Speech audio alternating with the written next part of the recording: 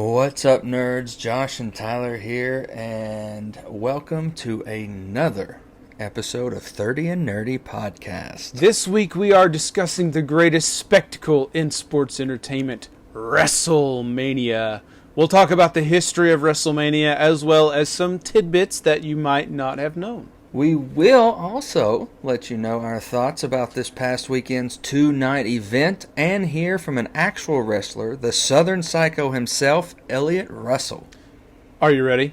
Yeah, I'm ready. No, I said, are you ready? 'Cause 30 and Nerdy starts now, brother.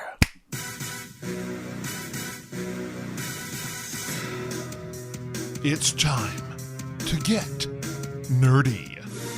It's the 30 and Nerdy Podcast with your hosts, Josh Davis and Tyler McDaniel. Brought to you by Advertising Expressions, Encore Theatrical Company. 30 and Nerdy is an alternate reality radio podcast and a member of the Legion of Independent Podcasts, and a Badcast Company production. Be sure to follow us on Facebook, Instagram, and Twitter. Join the conversation using the hashtag 30andNerdyPod. Find us in the Pod Nation on podchaser.com and rate this episode. Got something to say?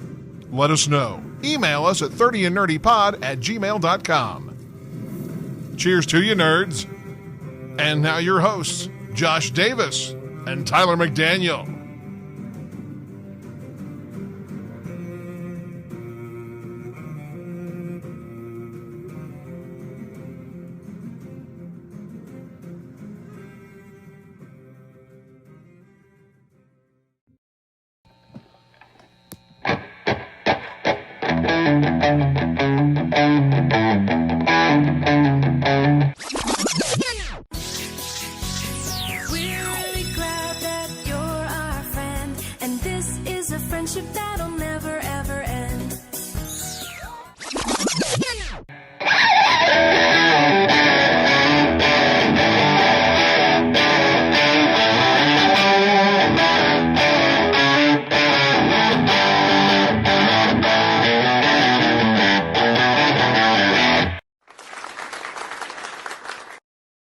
Ladies and gentlemen, boys and girls, nerds of all ages, the 30 and Nerdy Podcast proudly presents to you the independent podcast tag team champions of the world, the Duke of Nerds, Tyler Mack, the Juicy One, Dr. D, the Nerd Age Outlaws. And of course, if you ain't down with that, we got two words for you.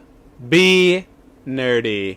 Welcome to the podcast where everybody knows your name. Cheers to you. Cheers to you. This is 30 and Nerdy. What's up, Doc? Yowie wowie! Let me in. So, I think before we go any further, we have some business that we need to attend to. Because we have a birthday in the house. Listeners, as you're hearing this right now, it's a very important day. It's somebody's birthday. And if I had to describe him, I think I would start with this. You're talking to the Rolex wearing, diamond ring wearing, kiss stealing, woo, wheeling dealing. That's right. His name. And his name is John C.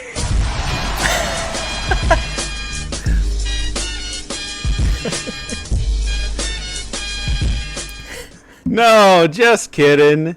It's Tyler's birthday, everybody. Happy birthday, Tyler. Thank Celebration, everybody. Yeah. Thank you. Happy birthday. I think the big question now is, do we change the name of the show? No. Because you're not 30 anymore. Yeah, but we're in our 30s.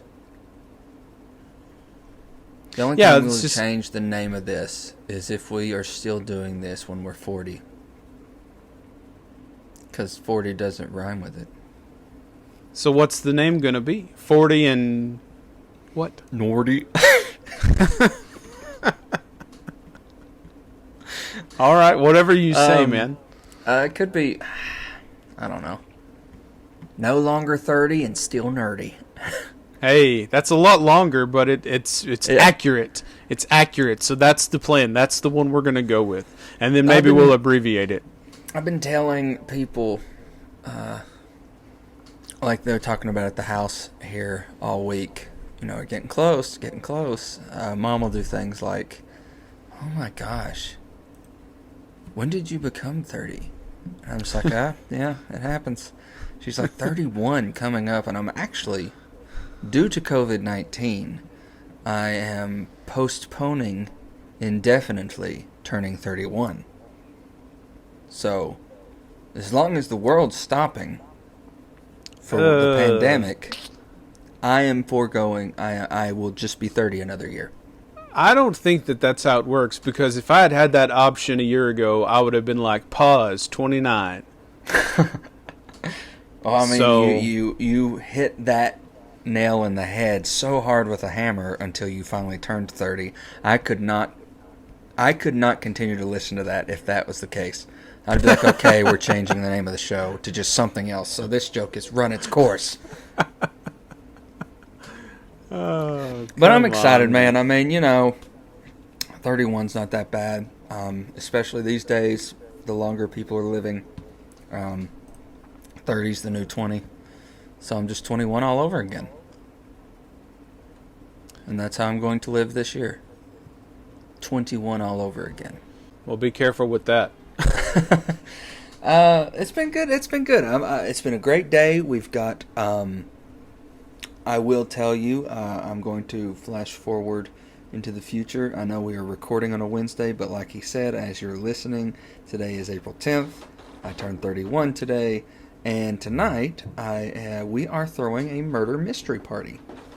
My siblings have been planning it subtly, cast it, and it's an 80s themed murder mystery party here at the house. That is so cool. Yeah, it's cool.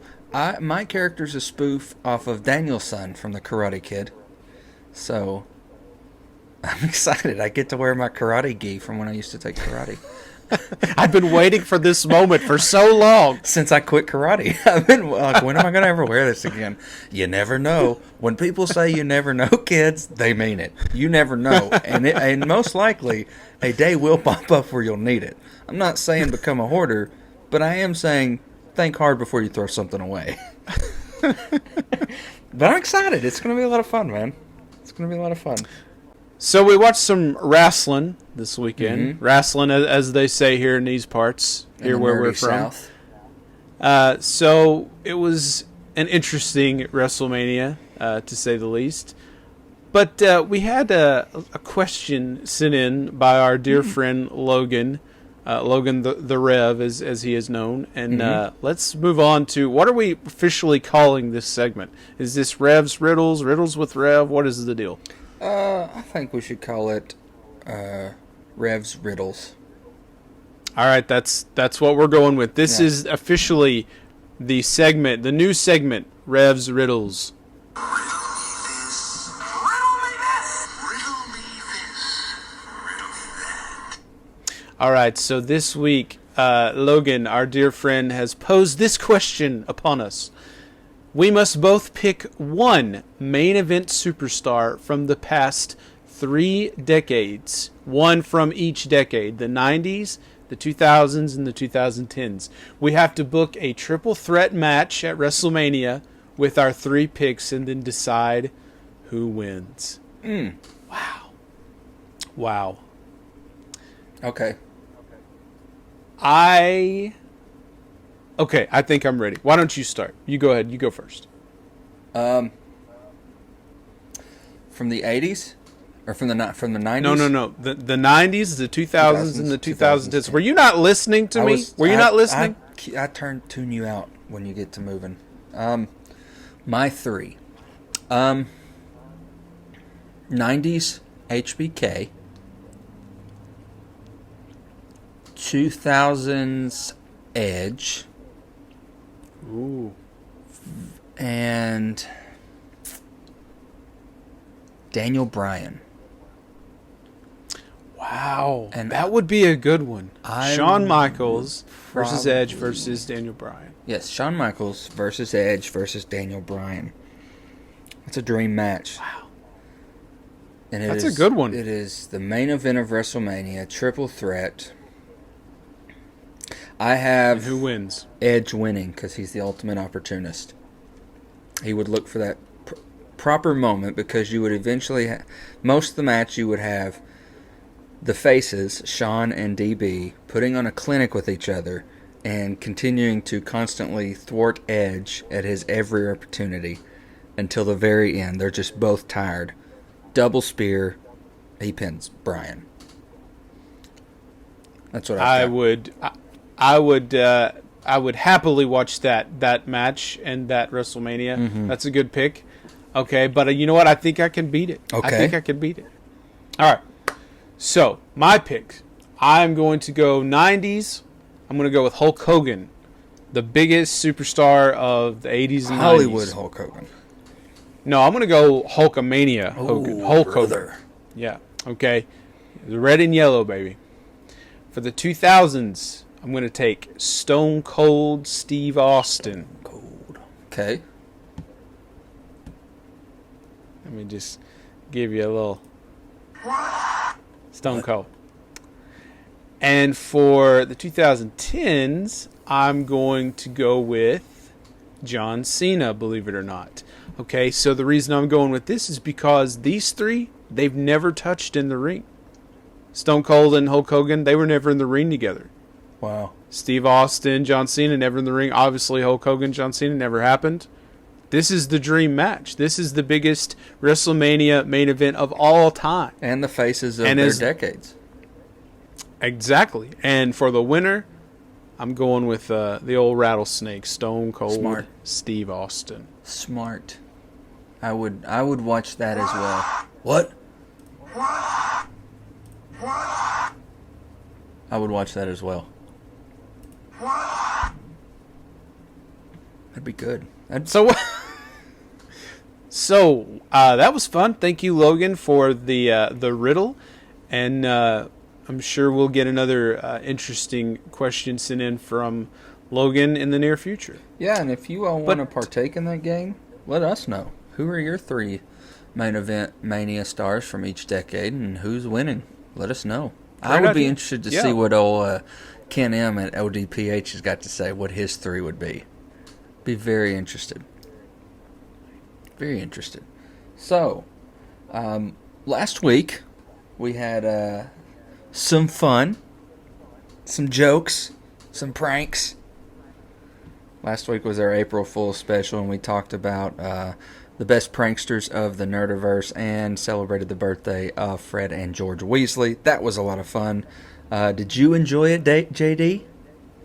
Oh, I thought it was great, man. I especially enjoyed talking about Fred and George. Hadn't really thought a whole lot about them in a long time, but they were a big part of the books for sure. Mm-hmm. One of the most enjoyable parts, all the pranks that they pulled. So it was fun going down memory lane and talking about the Weasleys, and then other people like Jack Sparrow and Loki and everybody Deadpool. like that. It was a lot of fun, especially Deadpool. Come on, yeah.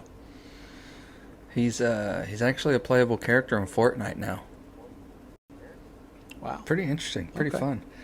But, I think since this past weekend was such a spectacle, we should change up our flow a little bit on the show. That's right. We're going to change up our format just a little bit for our WrestleMania special this week. After we take a little break for a word from our sponsors, we're going to talk about some of the history of WrestleMania. Maybe some things that you've never heard or never knew about WrestleMania or never thought about WrestleMania. Got all kinds of great facts for you. We're going to talk about some of the most iconic moments at WrestleMania through the 36 years that this thing has been going on. Mm-hmm. And then I have an interview with an actual professional wrestler. He's on the Indies. His name is Elliot Russell. He's great. We've seen him a couple times before. He's a friend of the show, and we had a great conversation. We wanted to share that with everybody. And then after that, we'll talk about our thoughts about this past weekend's WrestleMania. And let me tell you something, brother. We're going to get to that after a word from our sponsors. All right. What's up, guys? It is your Duke of Nerds, Tyler. And I just wanted to talk a little bit about our friends and sponsors at Encore Theatrical Company. Now, they are not immune to this COVID pandemic going on across our planet right now. However, they are staying positive and entertaining at the same time. If you go to their Instagram or their Facebook and look for the hashtag Encore Intermission, you will find fun videos every single day. They are highlighting volunteers, Encore members, script readings, voice lessons, personal stories on what Encore has done for these individuals and how it's changed their lives. Look them up. Check them out on Facebook and Instagram. They've got something every single day. And you can also find more information about Encore Theatrical at their website, etcplays.org, where it's not just theater, it's Encore. Hey, all you nerds out there in Nerdland, this is David. And this is Tim. And we're from Johnny Has the Keys podcast, a podcast where horror and sci-fi shape our lives. You're listening to Josh and Tyler of the 30 and Nerdy podcast, where they discuss, debate, and break it down with nerd culture and the nerds that reside there. If you like listening to these guys, consider coming over to the dark side with us on your favorite podcast platform of choice. Cheers to you, nerds, and don't forget your keys. Need a commercial? How about a promotional video for your upcoming event or production? Let the coolest cats in town take care of you. The professionals at Freddy Cat have the knowledge, ability, and experience to serve all of your visual marketing needs. They do feature films, documentaries, corporate videos, commercials, music videos, and weddings. You can reach Freddy Cat Productions at 423-231-2839 or at freddycatproductions.com. Eat, sleep, suplex, repeat. Eat, sleep, F5, repeat. And we are back. And it is time for us to on WrestleMania.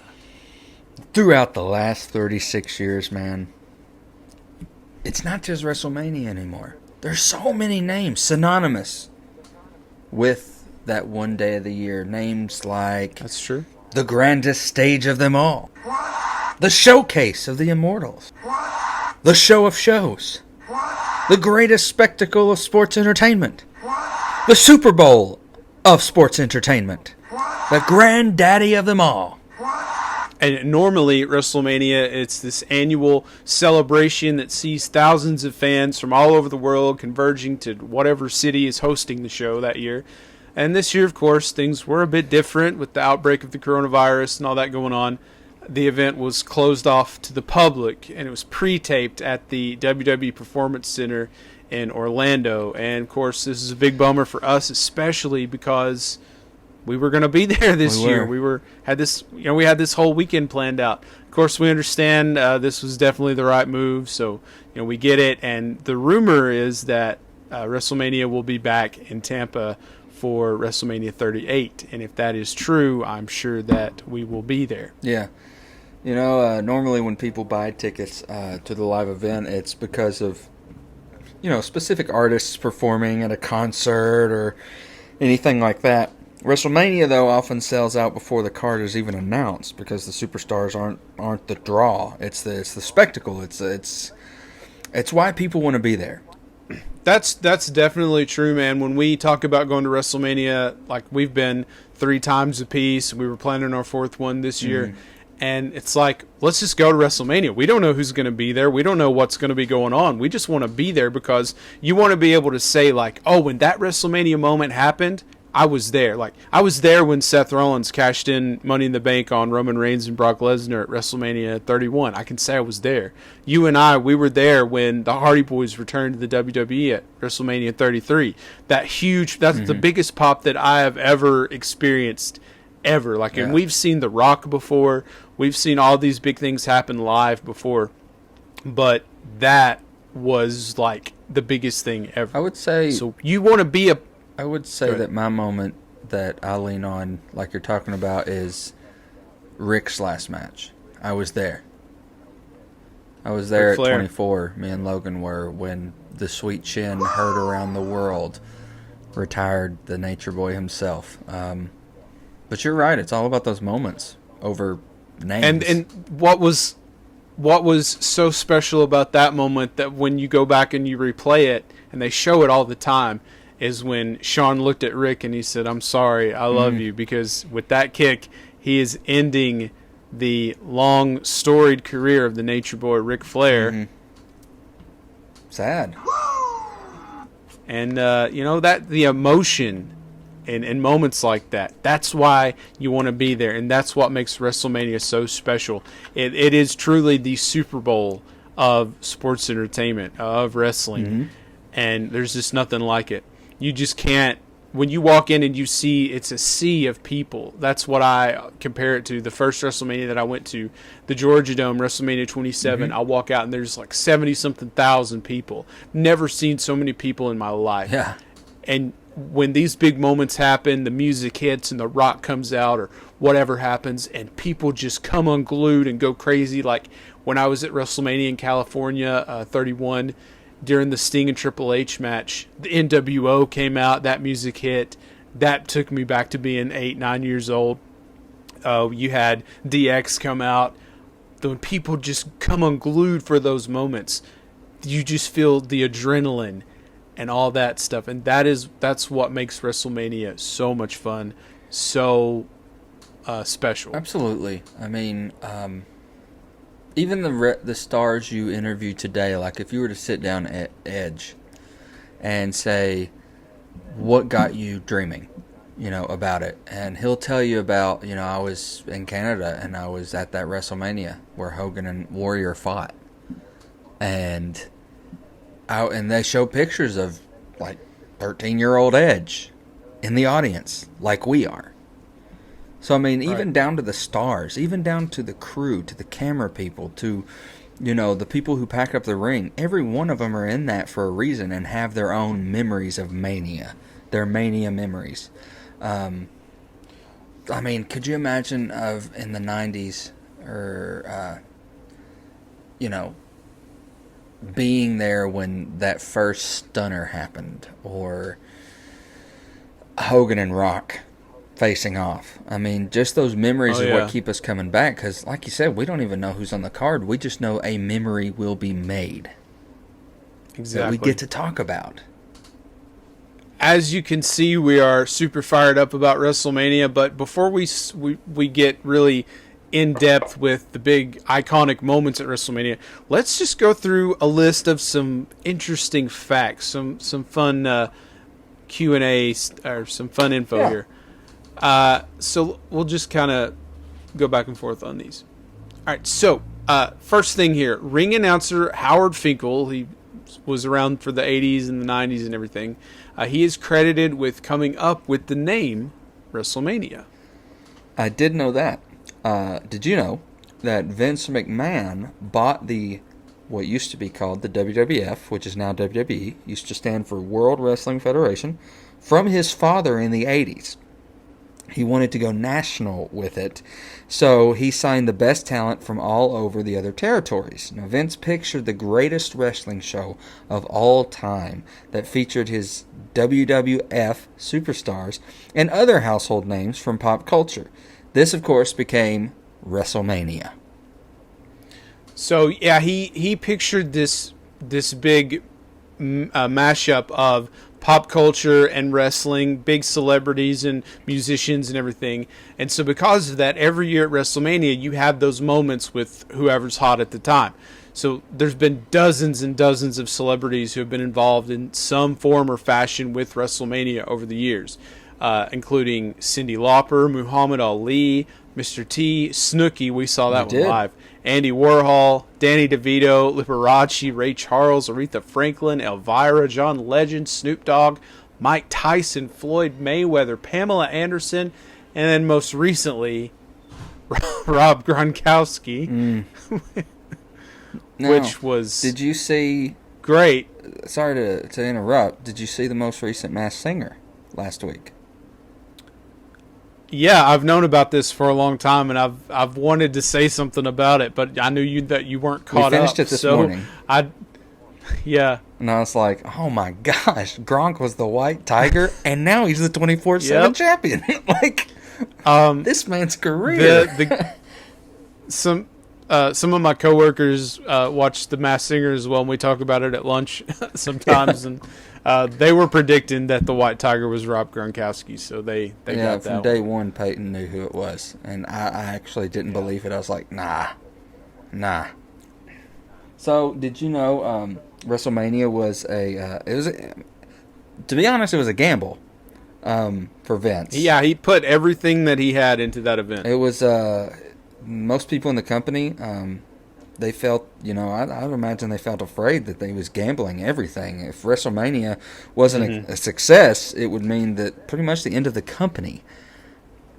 Yeah, Vince has been in some interviews and things in the past, and he said if WrestleMania hadn't been a success, we probably wouldn't be sitting here doing this interview right now. So he credits everything that he has and that he's done with that first WrestleMania event, really. And WrestleMania 1, the very first one, it was on closed circuit. This is before the days of pay-per-view where you could just order an event live on your TV right then and there. People went to theaters and arenas, and these big screens would come down, and then they could watch WrestleMania live right then and there. Yeah, I mean, fortunately, it was a huge success. WrestleMania 1 took place on March 31st, 1985 in New York City at Madison Square Garden, a legendary place to get to perform. The claimed attendance was 19,121. Now, that was a lot of people at WrestleMania 1. Right, and there's no telling how many people watched it on closed circuit, so I don't have that info. I'm sure somebody has that, but yeah, it was a lot more actually watching it when it happened. WrestleMania 3, which was a legendary WrestleMania, happened at the Pontiac Silverdome in Pontiac, Michigan, and it held the record for the highest WrestleMania attendance with 93,173 fans until the record was broken in 2016. This was WrestleMania 32. It was in Dallas, Texas, and the claimed attendance at that event was 101,763. Could you imagine seeing that many people? That's because it's AT&T Stadium, man. It's the Dallas Cowboys, baby. And another little tangent here. I know that I have seen a lot of Ken M from ODPH posting crap talk about the Dallas Cowboys. He probably had no idea that the Duke of Nerds himself is a massive Cowboys fan. And I'm going to have to talk to him about this. However, we have a new record that WrestleMania has set. Did you know this? I'm sure you did because we watched it. The record for the lowest WrestleMania attendance is this past weekend. WrestleMania 36 with 0 fans in attendance. Yeah, and you could tell, too. It was the quietest, calmest WrestleMania in history. If I were a star, like, you know how we joke about, like, we're theater kids, and it felt like a dress rehearsal of a community theater.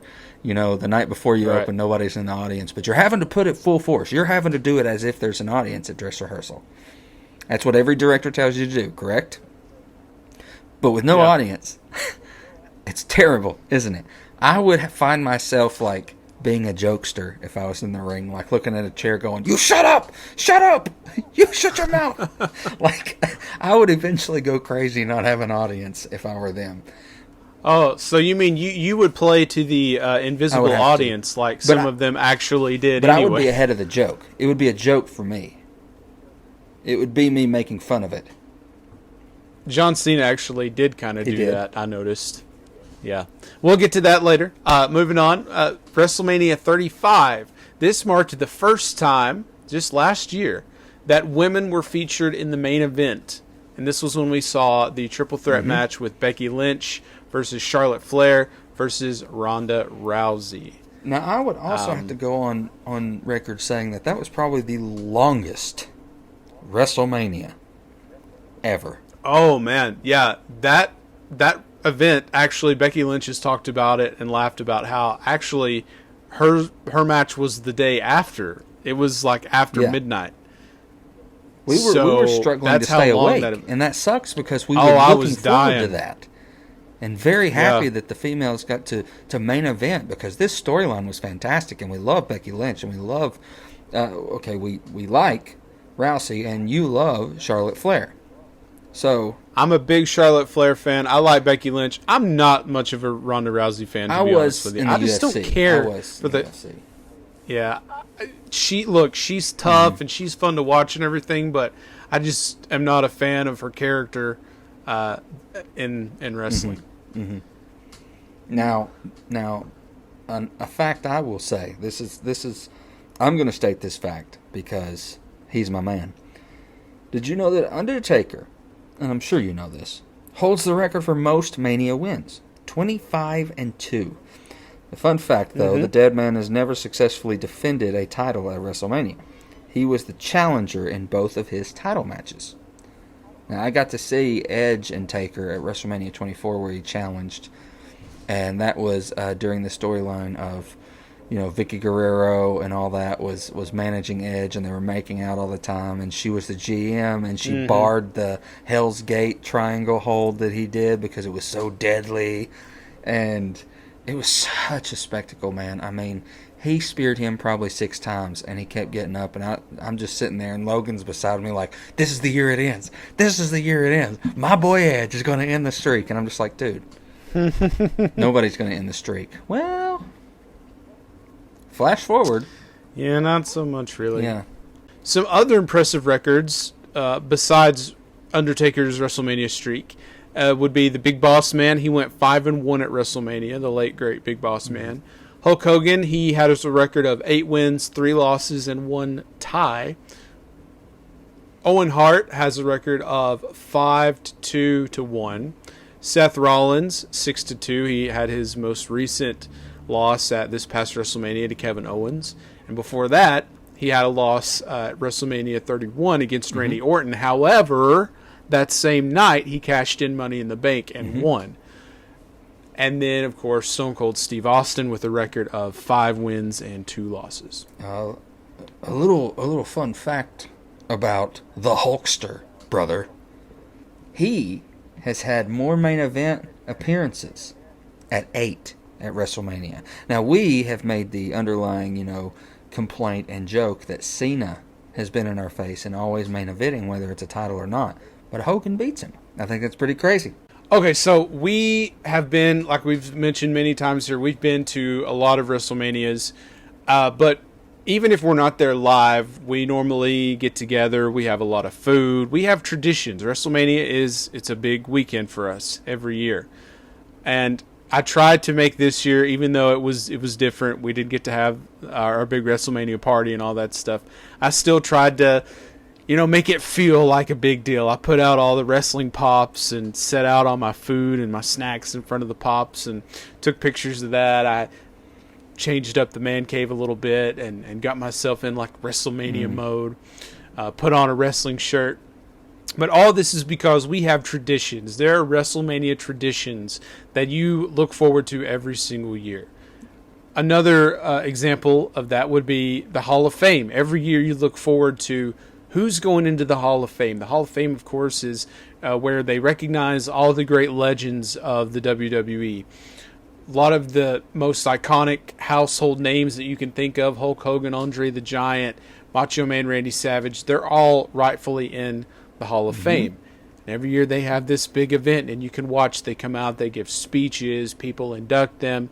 It's always really fun to watch, except for when you have some of the old-timers like poor Hillbilly Jim, who gives like a 40-minute speech. That's kind of rough. But other than that, it's something I look forward to every year. When we were there in Atlanta, that was the year that HBK went in. And that was an awesome moment.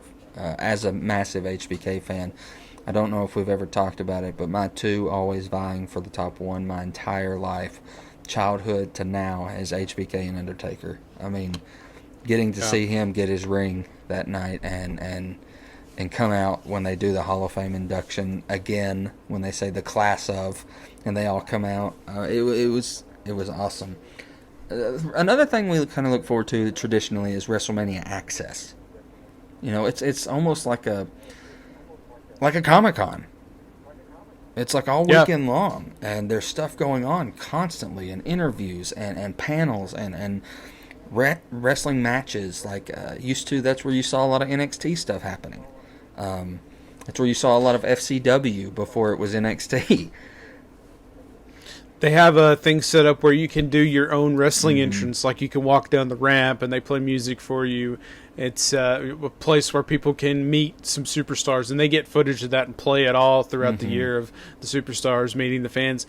I've never actually gone to any of the access stuff. It's something I want to do one day when we've got plenty of time. Unfortunately, when we plan to go to WrestleMania, it's always close to my spring break at school. But it seems like it's always like the week after my spring break or the week before. It's never right with it. So I can't plan to go to Access or anything. I have to like go just for the WrestleMania event and then come back home. Yeah. If it were to ever fall on your spring break, man, we'd be in trouble because we'd be there all week.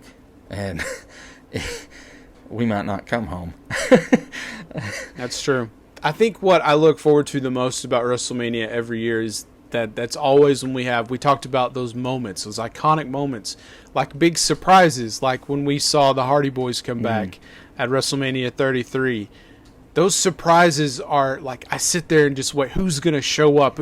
Maybe there's somebody we haven't seen in a long time who's going to walk out or make an appearance or make a return or whatever. Those big moments are always so much fun. And unfortunately, with the way things are currently in the world, this past WrestleMania, we didn't get a whole lot of that. Yeah. Certainly understand this WrestleMania was just an anomaly, totally different than anything anyone could have ever imagined, right? Yeah, absolutely. But what are some other examples of big surprises at WrestleMania? Well, I remember when we were doing WrestleMania 24, when me and Logan were there, back when Money in the Bank was part of WrestleMania, which I think one of the biggest mistakes they made was pulling it from the event and making it its own pay-per-view. Because that was a spectacle, kind of like the Streak every year. Money in the Bank was a spectacle. That year, we saw the return of Matt Hardy, who had been gone for quite a while, and he came running through the crowd and messed up MVP's opportunity because they were feuding. And so that return was pretty epic. And of course, I mean, even though we knew who was hosting, I mean, the return of The Rock at WrestleMania 27 when we were there, I mean, the first time in 7 years that he had been to WrestleMania, even just being there, and we got to see it. So, I mean, the surprises and the shocks, I mean, I think that's a bigger draw than any name for us. I mean, the already established stuff is great, but like the surprises you get there in the moment, that's what's palpitating about going to these events. I mean, I've truly thought about going to LA next year just for that. Like, man, Hollywood, what the heck could happen? I mean, it's awesome. I love the surprises. I think that's the perfect time for The Rock to have either a comeback match or to go into the Hall of Fame. Agreed. Being in Hollywood, he's like probably the biggest star in Hollywood right now as far as like action movies and things like that goes. So that's a great time to bring him back. I would not be shocked if he fights opinion. Roman and tries to pass the torch to him too, since they're cousins. Honestly, I would like to see that. I wouldn't hate it. I mean, but another tradition that we absolutely love is there's always America the Beautiful before it starts. Right. And Vince McMahon is extremely patriotic, and he also wanted to be different from other sports mediums, you might say, because normally at football games and things like that, they do the national anthem, and so he said, they do the national anthem, we'll do America the Beautiful, and he just happens to love that song. So every year they have some big name artists come in to perform, people like John Legend, Aretha Franklin, Ray Charles. Ray Charles has done it before. That's always a big deal, and I really enjoyed how at this past WrestleMania, since they couldn't have that live performance, they did this great video package of a mixture of all the different performances over the past several years, and that I thought that was really, really well done. I really enjoyed that. I agree. So one of my absolute favorite parts of WrestleMania is that this is when superstars get a super theatrical grand entrance to their big matches, especially Triple H. Triple H always has a cool entrance at WrestleMania. I was there when he came out on the bike and he had like all the police officers on their bikes drive him down, escort him to the ring. He had the Terminator entrance one year. Yeah. He's come up on the throne. Like there was one year, I think it was WrestleMania 30. 30, when he had the girls that were around his throne and everything. That was Charlotte and Sasha Banks and Alexa Bliss before they were, big names in the WWE. I enjoy the entrances. There's that one year that Shawn came ziplining down. That was pretty awesome. And fun fact about that is Vince never asks them to do anything he hasn't done himself. Right. That's pretty cool. It's a lot of trust. Yeah, so before Shawn did that, Vince McMahon actually got hooked up into it, and he did it too. Yeah. He did it before Shawn. So, yeah, he really did mean that when he said, if I'm going to ask you to do it, I'll do it too. Absolutely. Another thing that we absolutely love and is just a big addition to the spectacle is the pyro, the fireworks, the flames. And I mean, you don't have to be up close to feel Kane's flames when he comes out. They're so powerful that you feel them. And actually a crazy thing, WrestleMania 24, the closing fireworks show, we were there, and that closing fireworks show, one rogue firework went off track and hit an audience member. It was crazy. Could you imagine what they got out of that?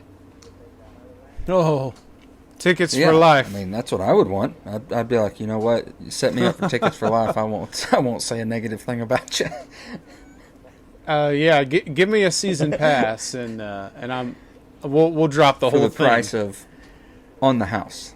Well, we talked earlier about all of the celebrities who make appearances at WrestleMania. That's sort of a tradition because, like we said, Vince always wanted to connect it to pop culture, so he would have the Cyndi Laupers and the Mike Tysons and everybody involved.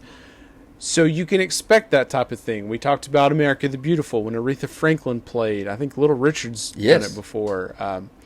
John Legend and all those people. Michelle Williams.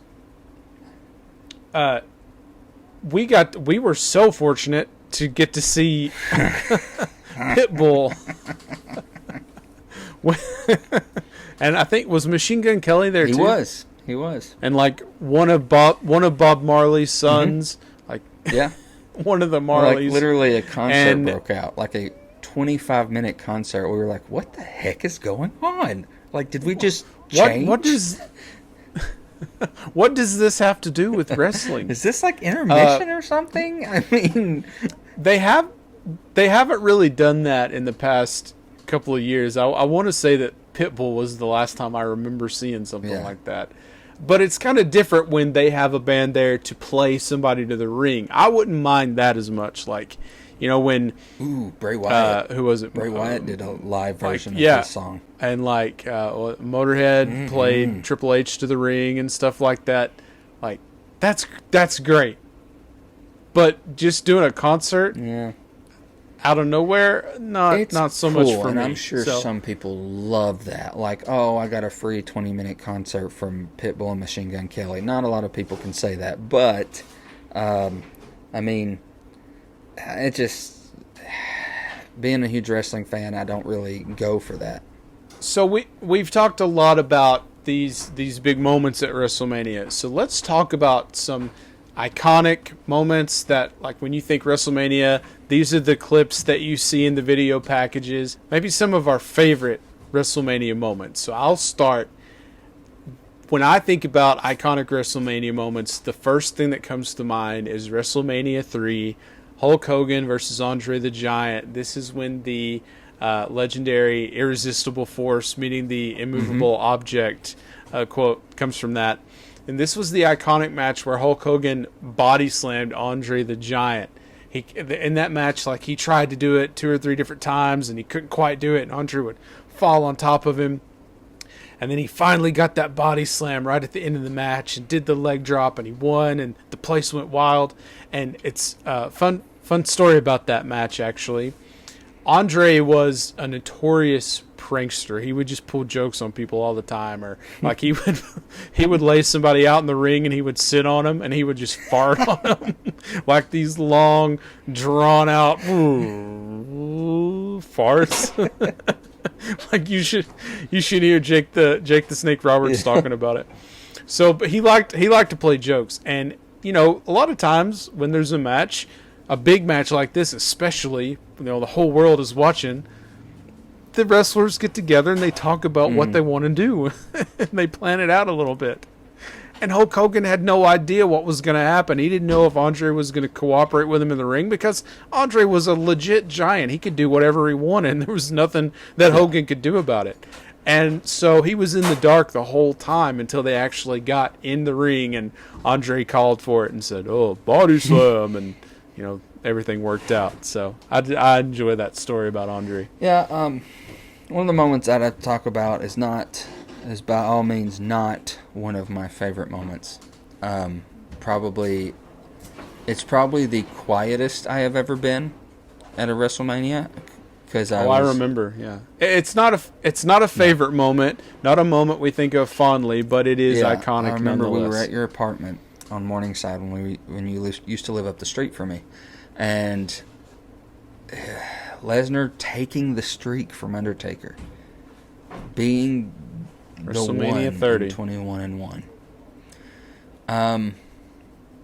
It was probably the first time we saw a quick Taker match, because I guess that Last Ride documentary is coming out soon, so we'll probably hear him talk about when he started going downhill. But that was the shortest Taker match we had seen ever at that time, and letting Brock Lesnar, who we have not said kind things about because he's a part-timer, he's somewhat disrespectful to the business because it really is just about making money for him. He doesn't care about the fans. He doesn't care about moments. He just, and he's paid more than these full-timers are. And it's just ridiculous. Like, why we keep catering to him money-wise. I mean, I'll never know. I know Vince looks at him like he's a spectacle. That's great. Cool. But your real fans, we hate it. Yeah.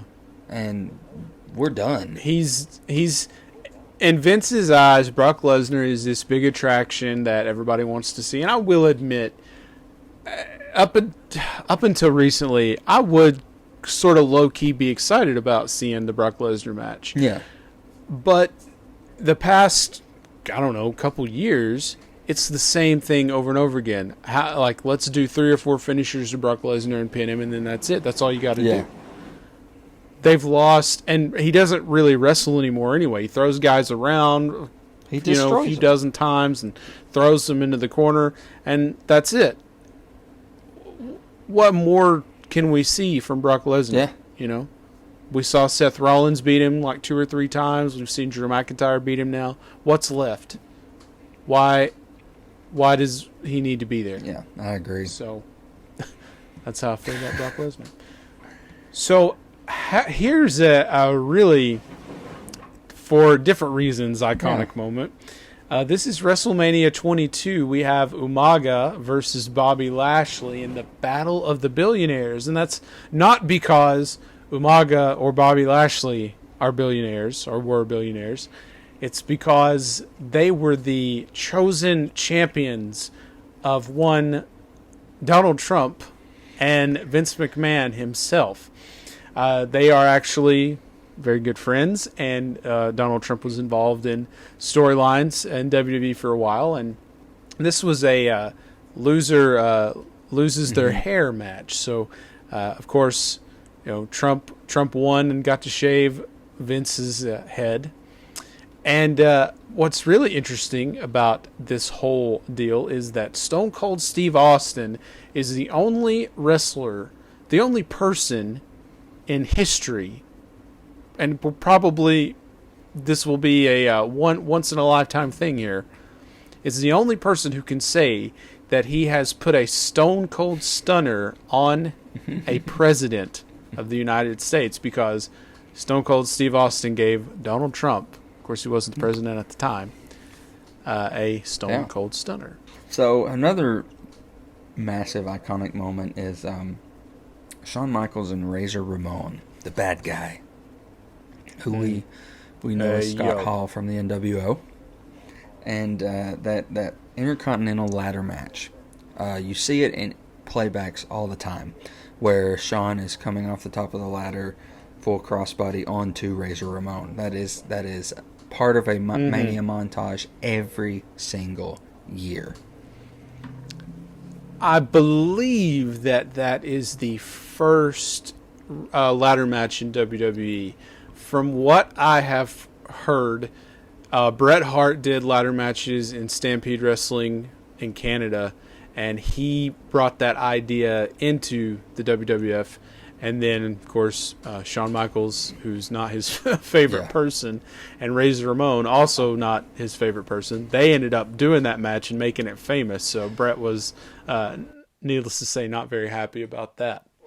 Well, let's just say, and I don't mean any disrespect to the man, but I think it'd be easier to find someone he dislikes than it is someone he likes. Yeah, he's a jilted poor Bret, son of a he's gun. never happy. And granted, he's had a lot of rough things happen throughout his life. A lot of unfortunate events have happened to him, but yeah, it's seems like he's very hard to please. Most people would in the industry say that it was a triple threat match, that Scott and Shawn went out there and had a match with a ladder. And it was a triple threat match. Right. And that's if you go back and watch it, which you can, on the WWE Network for only $9.99 a month. And currently, I believe it's free during COVID, correct? Free for new subscribers. Free for new subscribers. And they do not pay us to say that, but I'm just saying. I'm not a corporate guy. I'm not a suit. But that network is probably the best thing that they've created in a long, long time. It really is a great deal, let's be honest.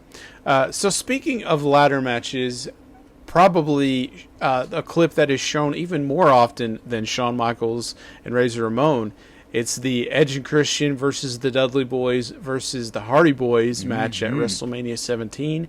I believe this was the first ever tables, ladders, and chairs match. Tables, ladders, and chairs, oh my. For the tag team championships.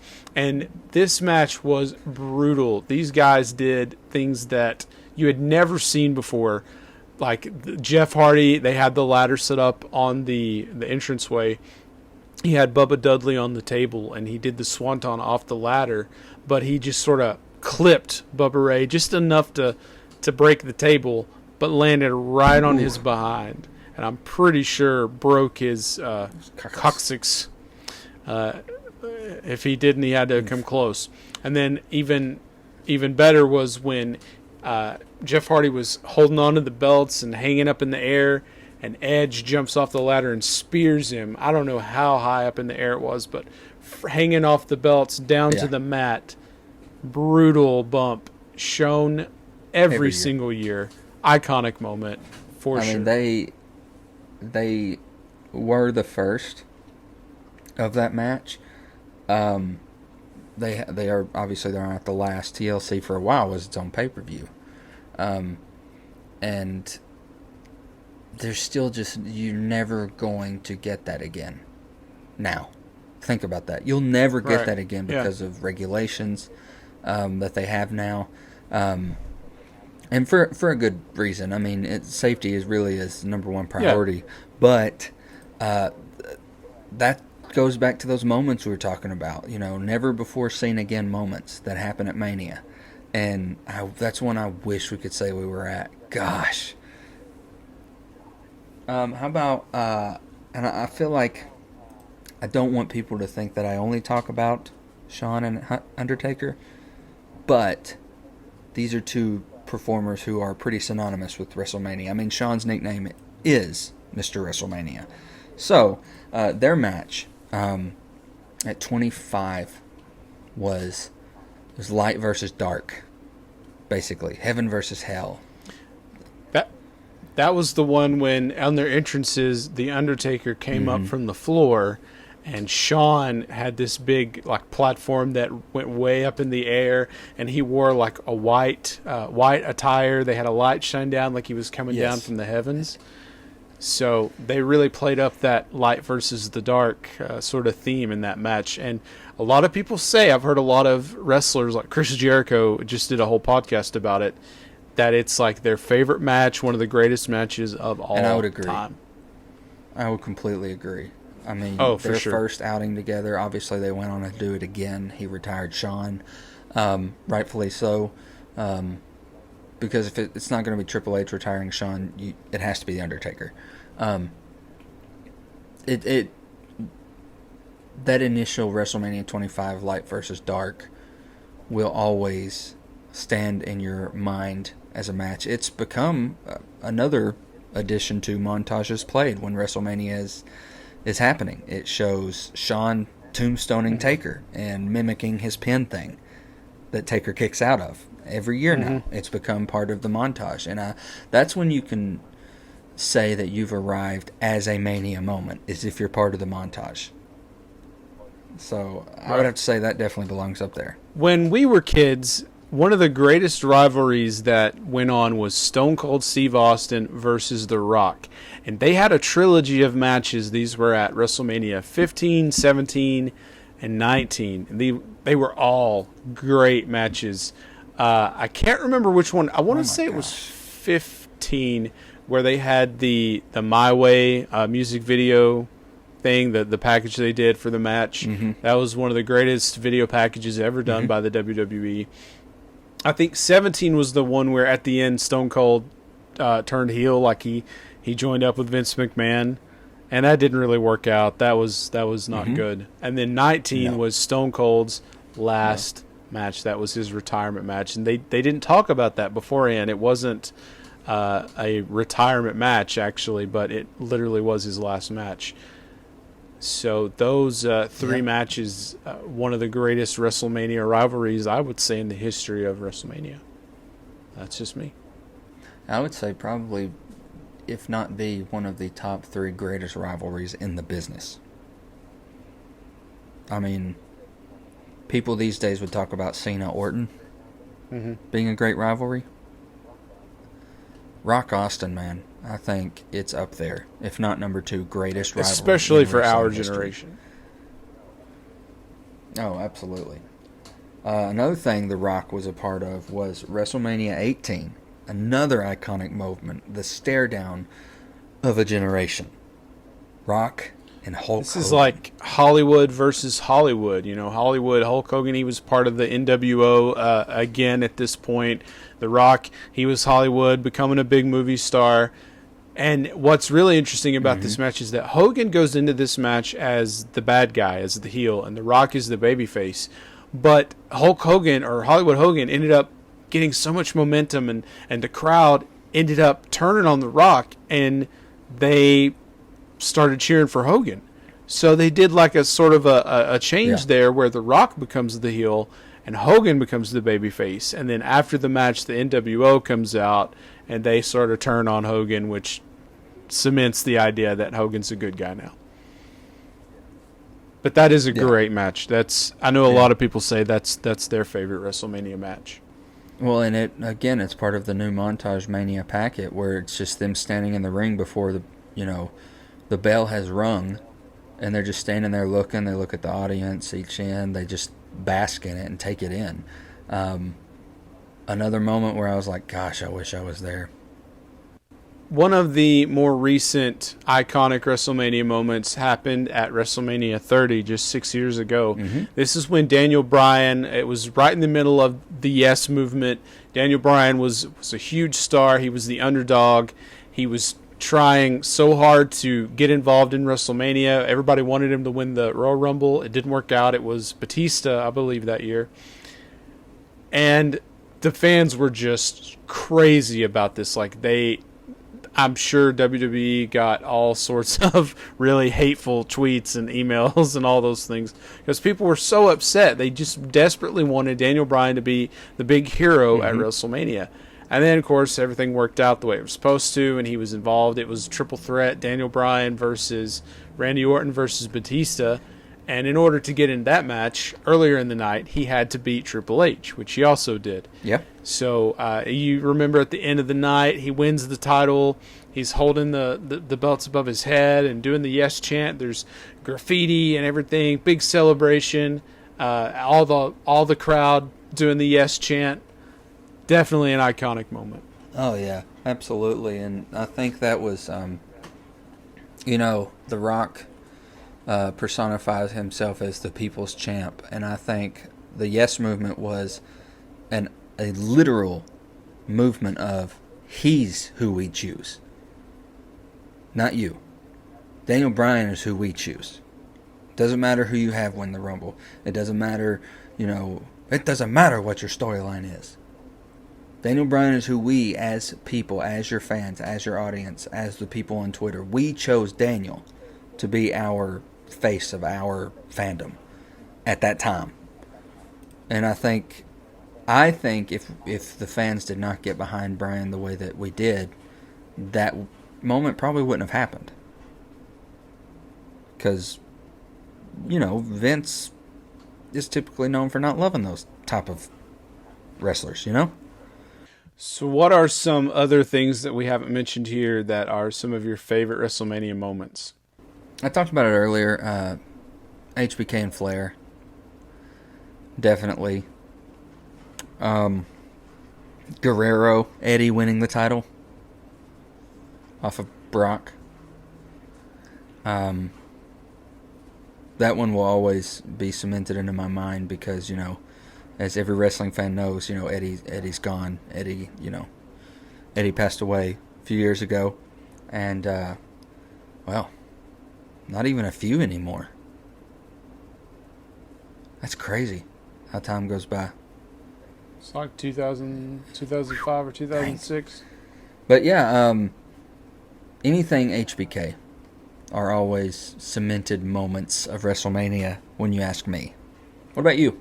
Well, it's not a match that is really talked about a lot, but at WrestleMania 27, we got to see The Undertaker versus Triple H in a no-holds-barred match. And this was 9 years ago, but in my memory, we were standing up for the majority of this match. Is that right? Like, were we not on our feet? Yeah, we weren't sitting down.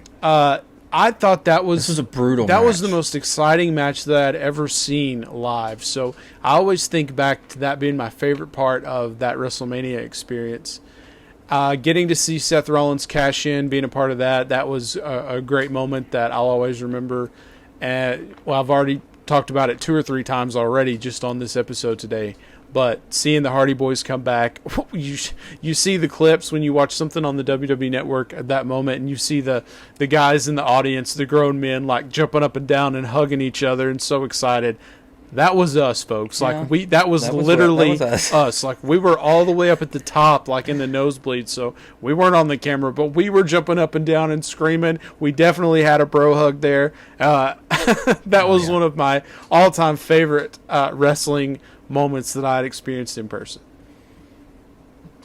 Agreed. Absolutely agreed.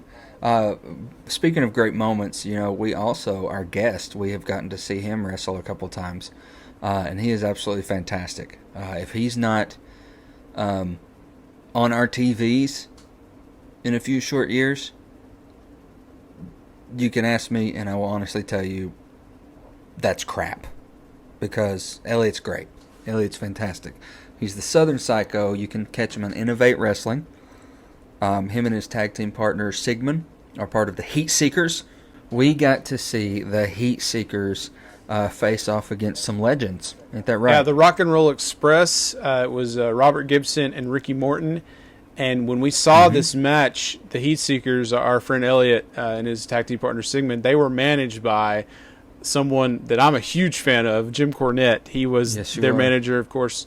He healed out on him in the end. He turned on him and helped the Rock and Roll Express win the match. I'm still a little bitter about that, Jim Cornette. Yeah. But that's right. I had the chance to sit down and talk with Elliot just the other day. and wanted to make sure that I shared that with everybody because that's right. Coming up, Elliot Russell, he might not know karate, but he does know crazy because he is the Southern Psycho. Boo. Hey, man, James. That was your worst dad joke ever. James Brown said that, I'll have you know. That's a James Brown reference. He is a 4-time NWA World Tag Team Champion. He's in an international tag team that has been featured in Canada, China, and Japan on multiple tours. He's a former 2-time Innovate Wrestling United States Heavyweight Champion and the Smoky Mountain Cup 2018 tournament winner. It's Elliot Russell. Coming up right now. All right, everybody. I am joined right now by the Southern Psychopath, Elliot Russell. I'm so excited. Elliot, how you doing, man? I'm good. I'm sweating on a Tuesday right now. It's 77 degrees. I'm driving home with no air conditioning. Nice. So is that like a mini sauna or something? Is that the idea? Yeah, I think it's just a fuse I need to fix in my year 2000 Grand Marquis that I'm driving. Nice. So how are you passing the time during the quarantine and everything going on? I actually decided to move from Morristown to Knoxville about 2 weeks ago. So right as we were all getting shut down and quarantined and locked in, so I just moved in with my girlfriend in Knoxville, us and 4 cats, a one bedroom apartment, all while being quarantined and locked in. So it's crazy times. Yeah, I've been watching a lot of Big Love on HBO. Okay. HBO's old Bill Pax series and McMillions on HBO. Okay. So this past weekend was WrestleMania, and I'm sure that you tuned in for that. What are your thoughts about the event overall? I thought, you read a lot of pessimistic and optimistic people on Facebook and Twitter, and I was actually optimistic about it.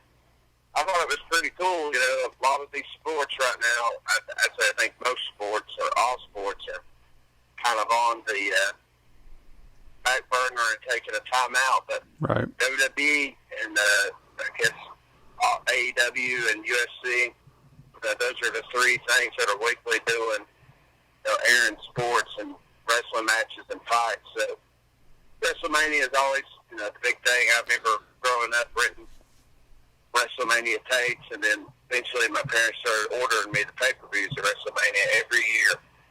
It was like $50. So $50 is a lot of money back in. Yeah. 1999 or 2000, they Right. started ordering them. So I tuned in because I wasn't going to be a negative Nancy, and no offense to anybody named Nancy, but I just wanted to see what it was about, because I don't necessarily watch Raw live every week, and I don't watch AEW live every week. I kind of catch the stuff on YouTube the next day. Sure. Or if I can find it on Hulu or the network. Mm-hmm.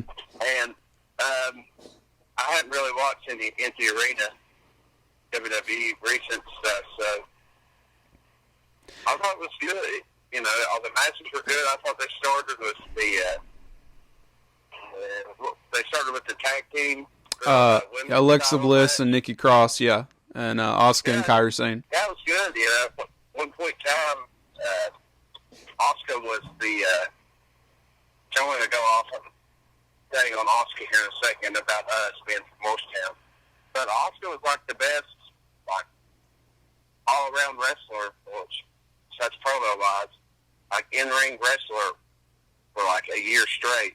WWE and NXT, like I could tune in every week just to see her matches. Like, she was great. Like, me being a male, I'm not always, learning the thing or two from the female wrestlers, but you watch Asuka wrestle and a couple other women wrestlers too. Like, you're like, dang, like you can learn a thing or two from Asuka. She could probably kick a lot of the guys' butts in the ring and outside the ring too. Oh yeah, I believe it. Do you remember, like years ago, they had this restaurant up next to Walmart in Morristown. That was Asuka, and everybody pronounced it Asuka. Uh-huh. Oh, everybody was like, yeah, I've eaten that Asuka Asian buffet. Then Oscar came on TV, and I corrected everybody, like, oh, no, actually, it's pronounced Oscar. And everybody just scolded me. I did not hear good things about that restaurant. Well, it's not there no more. Yeah, well, could be a reason for that. Yeah, WrestleMania was interesting. It obviously wasn't the same as what we get every year. I think there were a lot of times when watching it, I felt like, man, I wish they'd postpone it because this would be so awesome to, have the full splendor of WrestleMania around it. The crowd and the lights and the pyro and all that good stuff. But I think overall, now that it's said and done, I am glad that they did it because, like you were saying, WWE and UFC and all that, they're still trying to carry on, and that's all we're getting as far as, that the sports area goes. So I'm glad that they did it. It was a good distraction, I'm sure, for a lot of people during this crazy time. And I did enjoy watching it. It just, the thing that bothered me the most, and I want to get your thoughts on it, Vince McMahon, I know, is very much like, the show must go on. We're not necessarily wrestling. We're sports entertainment. There's a difference.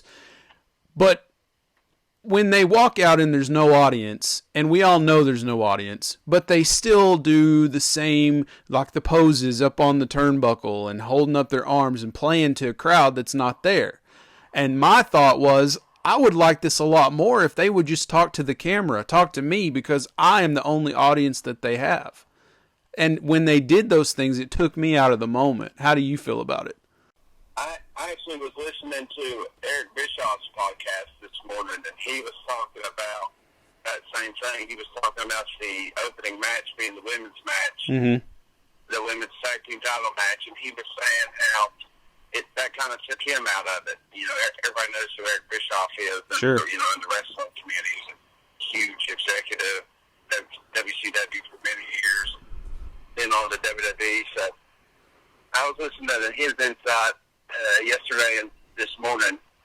He was saying, like you were saying, the viewer at home is going to be kind of thrown off and kind of feel like their intelligence is being insulted just a little bit. But yeah, I kind of went along with it without it. I wasn't going to let it insult my intelligence, but I guess I can understand this side, and I can understand that side of why they do it. So it was what it was. It was kind of not everybody did it. I don't think that the Raw and title match, the Shayna Baszler and Becky Lynch. Mm-hmm. Yeah. I didn't think the Shayna Baszler played to the audience, the lack of audience there. But then you say that, then in the same match, Becky Lynch showed up in her 18-wheeler, and it's kind of like, well, that's a... Yeah, and like she did the pose. Huge entrance. Yeah, she did the pose on the ropes, holding the title up and everything, and I don't know, it bothered me consistently throughout the show, both nights. But there was one point, I can't remember who it was, I want to say it was Edge, but somebody looked right at the camera and said something, and I was like, thank you, this is what I've been waiting on, because it looks so silly for them to stand up and pose and all this stuff when there's nobody there. Why not just play to the camera? But that's just me. That's just my opinion. But yeah, one good thing about there being no people in the crowd and the camera, just the audience at home, is I don't know if they stepped it up in terms of trash talk, or you just were able to hear them because there's not, constant commentary and fan cheers and boos. But right. You can hear much more trash talk in the ring. Yeah. In real fights, there's always trash talk, and whether they're whispering or cussing their heads off, or, yeah, calling somebody out. There's usually always some sort of trash talk, and everybody did a pretty good job of talking a lot of trash, and that kind of added a little bit of realism to it. But it was good.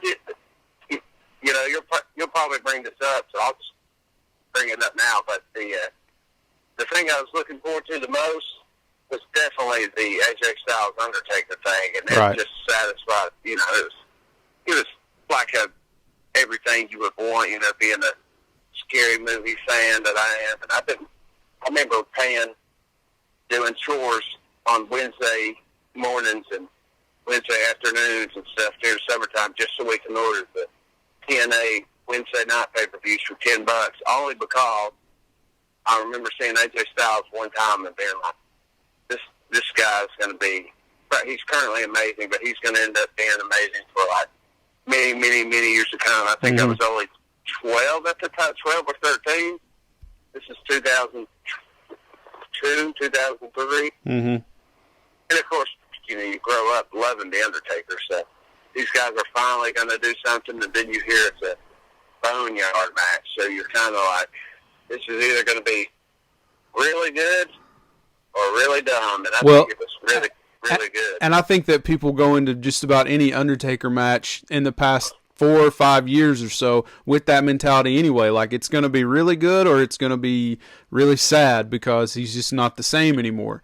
And during the build-up of the match, we've spoken on our wrestling podcast before, and I've said that AJ Styles was sort of the voice of fans who did feel that way about The Undertaker. Like, oh, he's washed up. He should have retired. He needs to hang it up.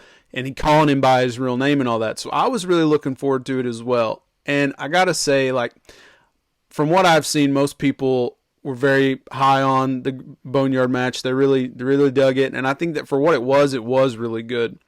But just for me, my personal taste, I like the more realistic feel of things. I didn't like how it was so cinematic. I don't really care for the movie matches. You know what I mean? Like the lights are already planned out, and Gallows and Anderson walk out, and they have lines that are scripted, and there's the music playing behind them, and I was waiting on tumbleweeds to fly by. You know what I mean? And I just didn't care for it as much. But if I try to suspend my disbelief for a minute, then I can enjoy it, and it was entertaining. Do you know what I mean? Does that make sense? Yeah, imagine how much you would really hate it if they tried to do that with, Zack Ryder versus AJ Styles, or, Jinder Mahal versus AJ Styles, or somebody that wasn't, because the Undertaker characters, this giant zombie, demon, Satan, in a good guy way, Avenger. Then AJ Styles is like the rebellious, trash-talking super athlete punk that's calling out the old gunslinger. And because the Undertaker's always been kind of, lightning strikes, smokes, and caskets, right? All fair, so that worked for him. But if they tried to do the Boneyard match with, William Regal or Dean Malenko, these, technical wrestling kind of guys, it would be like, what in the world? This is, gosh, awful. But you get a guy like The Undertaker who's, a walking, talking zombie wrestler. It was good, like I said, especially if you're a scary movie fan like me. I've always been attracted to The Undertaker since I was a kid, just because I always thought Jason and Michael Myers were cool, and then there's this wrestling character that's kind of the epitome of these evil bad guys in this scary movie set. It was good. It was better than the Firefly Funhouse. I would agree. Yeah. Well, the only thing that I really loved about the Firefly Funhouse was the NWO angle, where it was like, this is what could have happened, John. Like, if you had made that heel turn a long time ago, this could have been you. And I really liked that aspect of it. I thought that was really smart. But, again, the movie matches are just not for me. I just prefer to see everything in the ring. And, like, I think back to in the 90s, like during the Attitude Era, when Stone Cold's out on the bridge and he throws the belt out into the river and everything. You remember that? Like, that was so real. There was some grit to it. There was like one camera following him around, and I believed it. And with all the planned shots and the close-ups and all that stuff, it just takes me out of it. But, that's just my personal taste.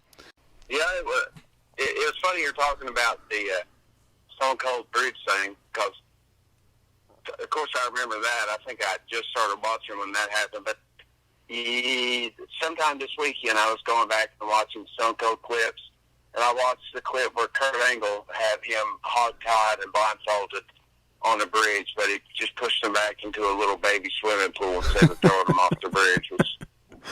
It's a similar situation than when Steve throwing the belt off the bridge. I think Steve threw his gold medals off the bridge a a week before that, and then Kurt Angle came back and countered them with making them think he was throwing him off the bridge. I miss That's those the days. classic wrestling I grew up watching. Yeah, me too. So let's talk a little bit about your career. So how did you get started in the business? I got started wrestling because, well, I think every kid jumps on the trampoline when they're a kid. And, acts like they're Hulk Hogan, and Macho Man, and all Sting. I was a big WCW kid growing up. So Same. I was a Sting guy. Yeah.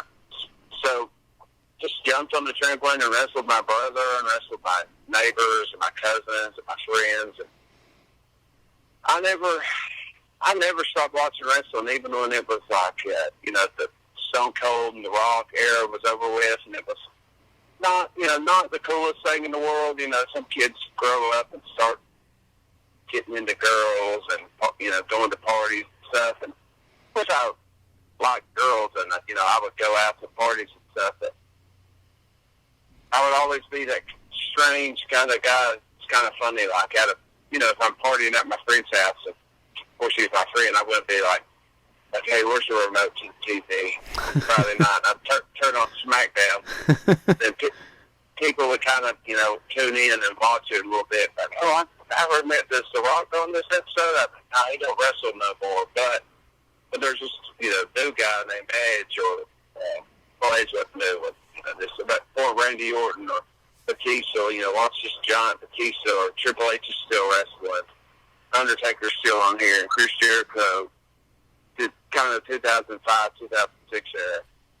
And, when you're in high school, wrestling's kind of taking the back burner into sports, or, you're starting to get a job at Kmart or the movie theater or car wash, whatever. I played sports, so, I didn't have most time in the world to have a job, so I was just watching wrestling still and playing sports and going to school.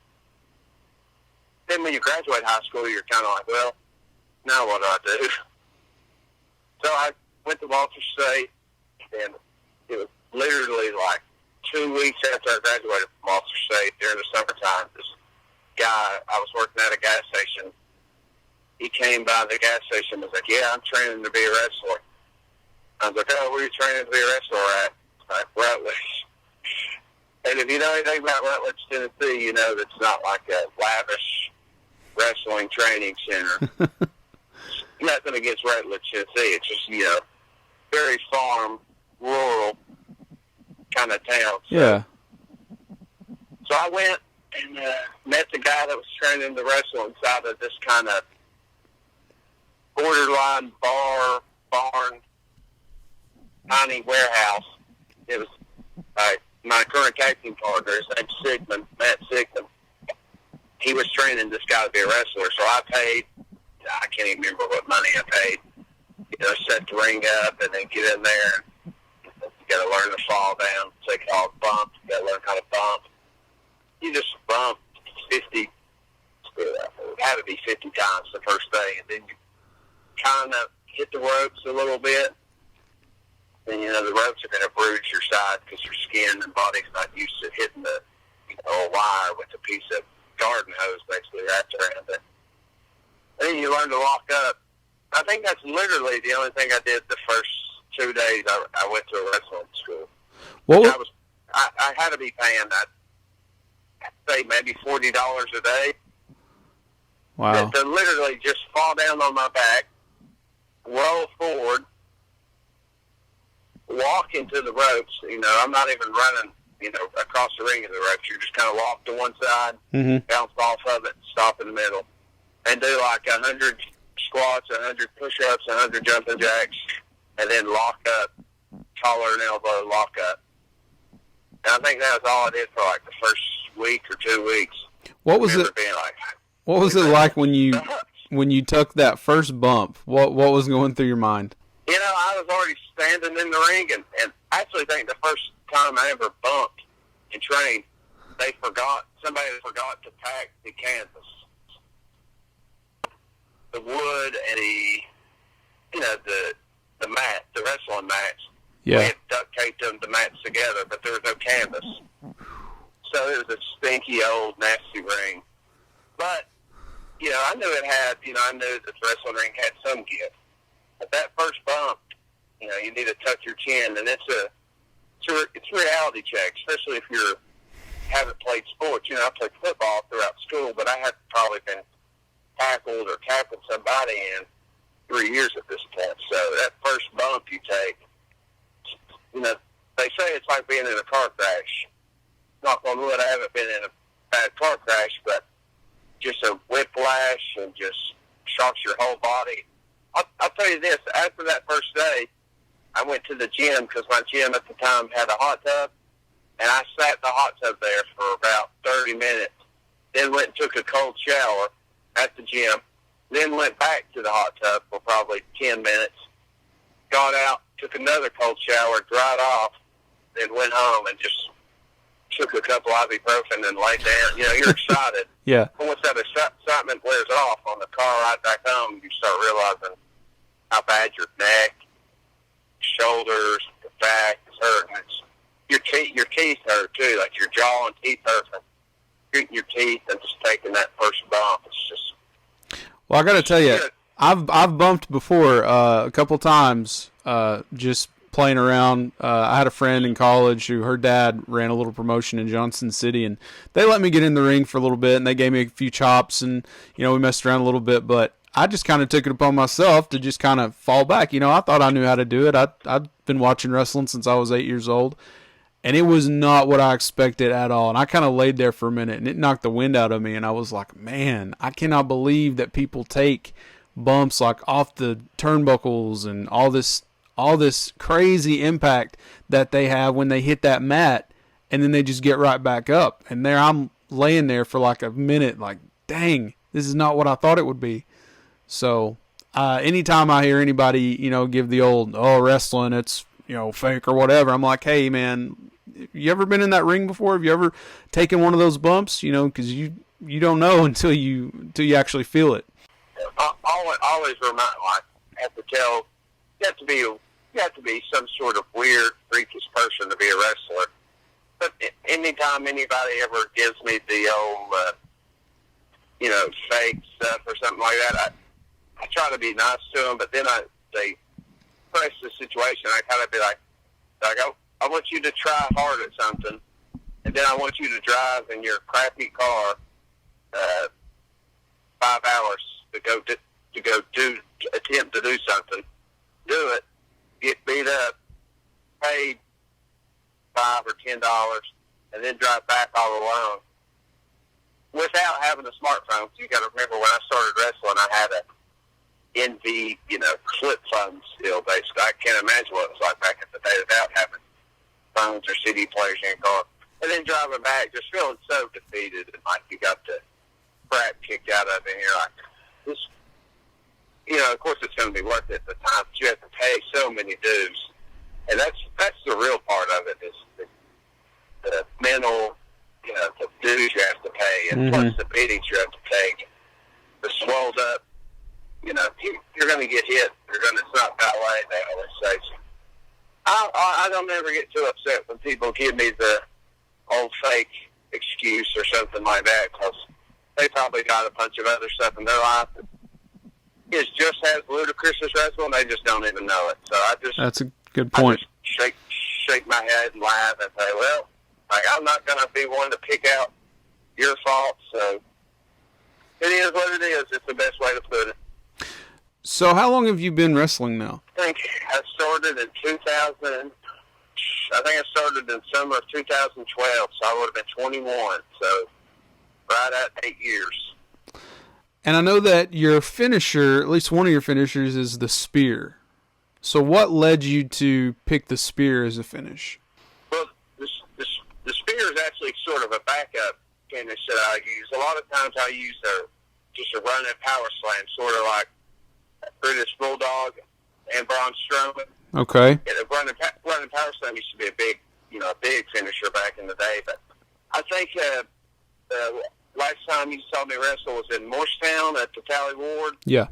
And I had just gotten back from Japan at the end of September, and I had worked out over there with doing real heavy bench press. Nick killed both my elbows. My elbows have been killing me. And my shoulder, was it on the plane? Oh, it was like be on the plane for 14 hours with your bad shoulder. Get off the plane. 9.5-hour layover in San Francisco, so you're sitting around taking a nap on the floor or in a chair if you can find a good chair. It's not gross and dirty. And fly home, go take a nap, then go work out. I just don't think I ever took time for my shoulders to heal up from wrestling in Japan and then flying home, going right back into wrestling and working out hard and heavy again. So at that point in time, the first week of December, my right shoulder was shot, my left elbow was, no, my left shoulder was shot, my right elbow was shot. I was like, man, I don't know how to pick some of you guys up right now to run and carry. So I wanted to come up with something that was just a little easier to drill people with. And I've done the spear plenty of times before, so I think, you know what, let's just take it home with a couple spears instead of power slams this time. Right? Gotcha. But, you know, you grow up, you know, I started watching wrestling in 97. Bill Goldberg was taken off in 97, 98. So, yeah. You know, Goldberg was the man when you're 8 years old. So Yeah. his big things to spear, and still Roman Reigns and Edge hit spears. So, you know, you see it on TV, people are going to believe that the finish. So, kind of ripped that from them, and then I ripped the power slam from, like I said, Braun Strowman and Davey Boy Smith.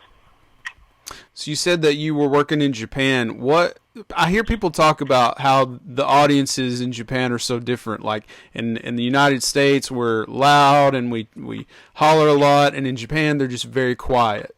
So did you notice that when you were working over there? Yeah, just Japanese people are so zoned in the match and watching it like a tennis match or like a quiet basketball game. They're watching the back and forth, and when you finally hit that, you know, crazy hard with the tennis racket, or you slam dunk it, and they pop and explode really quick. And after a series of hot spots, they call them in wrestling. They just had such a zoned-in, like, mannered brain with just the way they're raised and the way they respect the sport that you see it from time to time. I was actually watching wrestling Rick Steiner from the Steiner Brothers in Japan once. And all he had to do was come in and just, you know, hit one clothesline and then do his dog face gremlin, you know, bark like a dog, and then try to bite you on the hind end. And the Japanese crowd was just the exact opposite of fly. They were screaming, yelling. So eating it up. Really just depends, you know, what they know of you as a wrestler. So, but 8 out of 10 times they're going to be that quiet, preserved, wait for the right moment, and then clap, clap, clap, and then they're back to quiet watching again. So it can be kind of strange when you're a foreigner over there seeing it or experiencing it. So I know for a fact that you have worked like as an extra for the WWE before. I know I've seen you. I think I remember it was like maybe a Braun Strowman or somebody was running around, and you and your tag team partner were there and kind of walked away from him. And then maybe like a bar thing with Sheamus and Cesaro. Is that right? Yeah, that was in 2017, and then I think early 2018. So what was it like being backstage at WWE? What was that experience like? It was, you know, it was cool. I had a few friends that, you know, I had wrestled, you know, Cedric Alexander before, and I had wrestled Kurt Hawkins before. And me and Cedric, you know, had been buddies from seeing him in the Carolinas. Kurt Hawkins, I never really met. I don't think he even remembered me when I reintroduced myself to him. And I was friends with Luke Gallows before, too, because he had booked me for a couple shows. So it was cool to, you know, talk to a few guys that I've known. But, you know, you're nerve-wracking just like any time you're going into a big league, you know, situation. Imagine a guy going from Tennessee Smokies baseball, you know, AA team, going to the Atlanta Braves for the first time. So just trying to get looked at, try to stay out of everybody's way, but also try to be noticed some way, somehow. So it's nerve-wracking, but, you know, you're wearing a suit. You know, I never ever wear, you know, a suit and, you know, had my hair tied back real nice and my beard trimmed up, trying to look professional, just hoping to get opportunity. And, you know, sometimes you just go there and you just see, I think I did 6 appearances. And there's been one time where I think I drove all the way to Pittsburgh, and all I did was eat catering. From 12 o'clock in the afternoon till probably 11:30, whenever 205 Live, the Cruiserweight Division show, was over with. So, you know, sometimes it's, you know, hit, sometimes it's missed. And then there's been times where, before the show even started, you know, I got in the ring, and I had known Jinder Mahal when he was, you know, working the independents a couple years ago. And I wrestled around in the ring for a few minutes with Jinder Mahal, with Arn Anderson and Road Dogg, you know, these agents watching the show. And that was a great experience. And then I did a tag team match, tryout match before, kind of practice match with my partner, Sigmund, as the Heat Seekers. We did a practice match one time, and that was cool, you know, to have. I think we had Scott Armstrong, who's a senior official referee there. He critiqued it for us, so that's a great experience. You try to find something positive out of every experience, even if, so, you know, you're just eating catering, at least talk to somebody and pick their brain and get some sort of knowledge from them. So they're at the big show at the time. Who are some of the favorite opponents that you've ever had in your career? You know, some of my favorite guys to wrestle, tag team wise. There's a tag team named the Tay Twins. They were in the Ring of Honor. They're top the boys. They were with Dalton Castle. They could be, you know, they're so silly and funny outside the ring that we get along. It's, you know, we kind of fight like brothers sometimes, and they fight like brothers all the time. It's hilarious. So we just egg it on.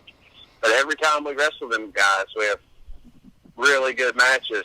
And there's another team that we had good matches with in North Carolina. They were Revolt, Caleb Conley, and Zane Riley. We wrestled them actually at the Mossville Fanboy event last year. Okay. At the amphitheater out back, and there was, you know, Mick Foley did a Q&A after we wrestled, and he seemed like he was very entertained with the match. You know, we wrestled them there. We wrestled them at a couple of fairs in South Carolina. We always had good, fun matches with them guys. Then there's a tag team named the Dawson Brothers, Zane and Dave. They're actually bigger than me, so they're these big, nasty, mean-looking heel bad guys, and it gives me and my partner a chance to be the good guy baby faces. Right. We always tear it up and have good matches with them, but single match-wise, you know, I do quite a bit of singles matches too. I've always had good matches with Jason Kincaid. He's wrestled for Evolve, and he's wrestled for DDT in Japan. I've seen him a few times. And Chase Owens, he's a Bullet Club member. He kind of helped mold me and train me a lot growing up in the business. Had great matches with him, but I bet I've wrestled this guy named Axton Ray probably legit, like, honest 40 to maybe 50, 60 times. And I've had, you know, one or two stinker moments, but I've always had B- or better matches with him. And that may be because I wrestled 50, 60 times. The last time that I actually saw you wrestle, you had a match with him in the Christmas tournament. Yeah, he's, you know, we all got to pick our first round matchups, and then, you know, we went from there. And I was like, man, in my hometown, I want these people to see, like, me and this guy have, you know, a good match, because we always have good matches. And he broke in about the same time I did, so me and him kind of learned a lot from each other, just being thrown out there together as two green guys. Just kind of, hey, well, let's just wing it, do this and that, and see what works, and just beat the crap out of each other. We always do. Always, you know, you hit me as hard as you can, and you hit me with whatever you want. Just don't break my nose or knock my teeth out, and we're good. So, no, he's a great opponent and a great wrestler. So I always have my best singles matches with him. So what's the worst bump that you think you've ever taken, other than that first bump? Speaking of action, I'd say I wrestled Axton one time, I think on his birthday. His birthday's sometime in October, I remember this. He hit me with a missile drop kick one time where I guess I jumped to take the blow as he was coming off the top ropes. He hit me so hard that it basically turned into a stomp onto me, and it just drilled me right into that. It felt like somebody hit me with a missile and dug me into the earth. And I remember him covering me, and I was just like, I'm not kicking out. I'm done. I'm going to take the loss on this one. That was pretty brutal. And then I actually wrestled in China in 2015, and I wrestled a guy bigger than me named Michael Judas, and he gave me like a razor's edge kind of maneuver. And when he threw me, it's not that it hurt, the bump itself didn't hurt, but I think my pinky finger slapped the middle or bottom rope as I hit the mat, and I thought he ripped my pinky finger off. It was brutal. But, the bump itself didn't hurt, but just the maneuver, something so minuscule as your pinky finger getting hit on the ropes, just tore me up. And then, of course, I'm in the foreign country on the other side of the world. I don't want to show any sort of pain or fear or anything like that, so you're just taking it, going on with the match. But in my mind, I'm thinking, oh, God, I do not want to go to a Chinese hospital right now with a broken finger. All right, last couple questions here. What do you think, and it can be singles or tag or both or whatever, but what is your favorite match that you've ever had or match that you're the most proud of? This kind of changes all the time. Your favorites always change. Who's your favorite superhero? What's your favorite color? What's your favorite TV show? But, my favorite singles match, and I have a copy of it on YouTube. It's the video. I'll have to, maybe forward you a link. I'll forward you a couple of links. But I have a match with Axton in a company called, I have two of them. There's one in a company called NGW. They were based out of Newport, Tennessee, and they've kind of branched out a little bit. We had a match in October 2017. October 2017, yeah. I just got back from Japan, I think, that week. I think I landed on a Thursday, got home, wrestled Friday night in Kentucky, Saturday night in Elizabeth, Tennessee, and then Sunday afternoon in Newport. And I was, beat up and exhausted, but I loved it. And I was, getting paid to wrestle around the world, and, when you get home and you just hit the ground running. And me and Axton, I think, were the first match that night. It was the same night that WWE had Finn Balor versus AJ Styles. I remember that. And I just had a great opening, just a quick 10-minute match with Action Ray, but the crowd there, NGW is always good and electric, and he tore it up that night. And then I have another great match with him on YouTube. I'll send you some links in Bristol, Tennessee. And me and Action just always kind of, we always click. I put him over so much, so hopefully when listeners check him out. Tag team match-wise, the best at the time, I talked about the Cage Twins earlier. We had a match in 2015 with them. I think the event was called the Smoky Mountain Cup in Kingsport, Tennessee, and it was a ridiculously packed crowd because I think the event before that had been canceled. So, we got snowed out. So this show, the promoter cut like a heck of a deal on tickets, and it felt like the entire town of Kingsport was at this show. So the crowd was just super electric. It was the first time we had ever wrestled them, and we just instantly clicked. We tore up the Page Twins. This was 2015, so I was relatively young to the business. I was only 3 years in. But we had a great one with them. Then we've had another, I'm trying to remember where this was. This one may not even be videotaped. I had a great match with this dude. His name's John Noble and Brad Thomas. We wrestled him in Kentucky. I don't even know if I got the tape on it. It was great. I've had so many good matches. It's hard for me to remember my favorite. The Page Twins one is great. The Action single Have you ever had a match with someone who's a veteran, who'd been in the business for a long time, or that you grew up watching, and maybe you were a little nervous to get in the ring with them? I grew up watching TNA, real big. I knew who Jeff Jarrett was, but in TNA, he was, one of the center point main character, big time world champion. I wrestled Jeff a couple of times in 2015 or 2016, I think. And he was great. And he was just like, hey, he's just super laid back, country Tennessee, wrestler that was, hey, don't hurt me and I won't hurt you, and just listen to me out there, kid. And I think, yes, sir. And he was always super smooth and super cool. And, Ricky Morton's the same way.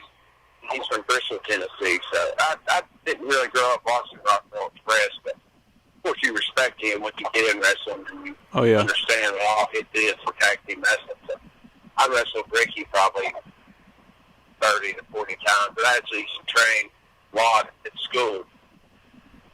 So, anytime you're in the ring with any of those guys, great. Actually, I remember there was a show in Bristol where I wrestled Buff Bagwell.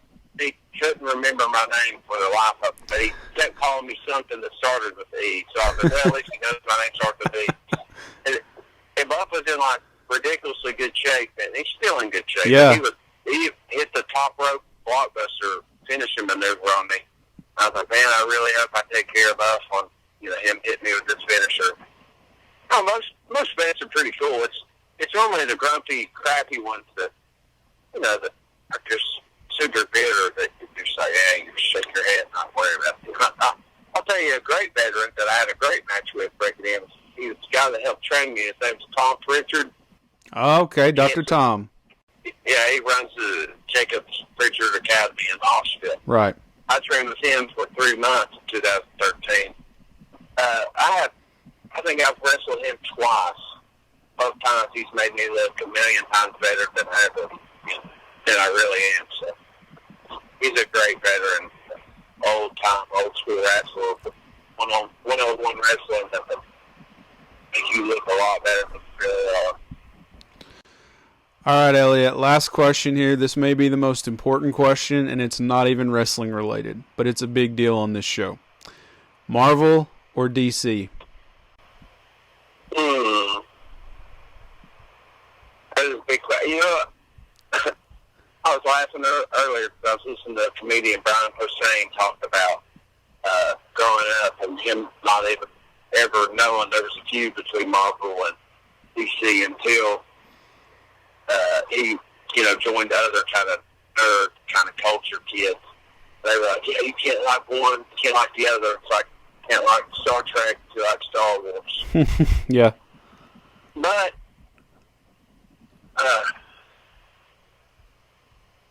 I think Marvel has more.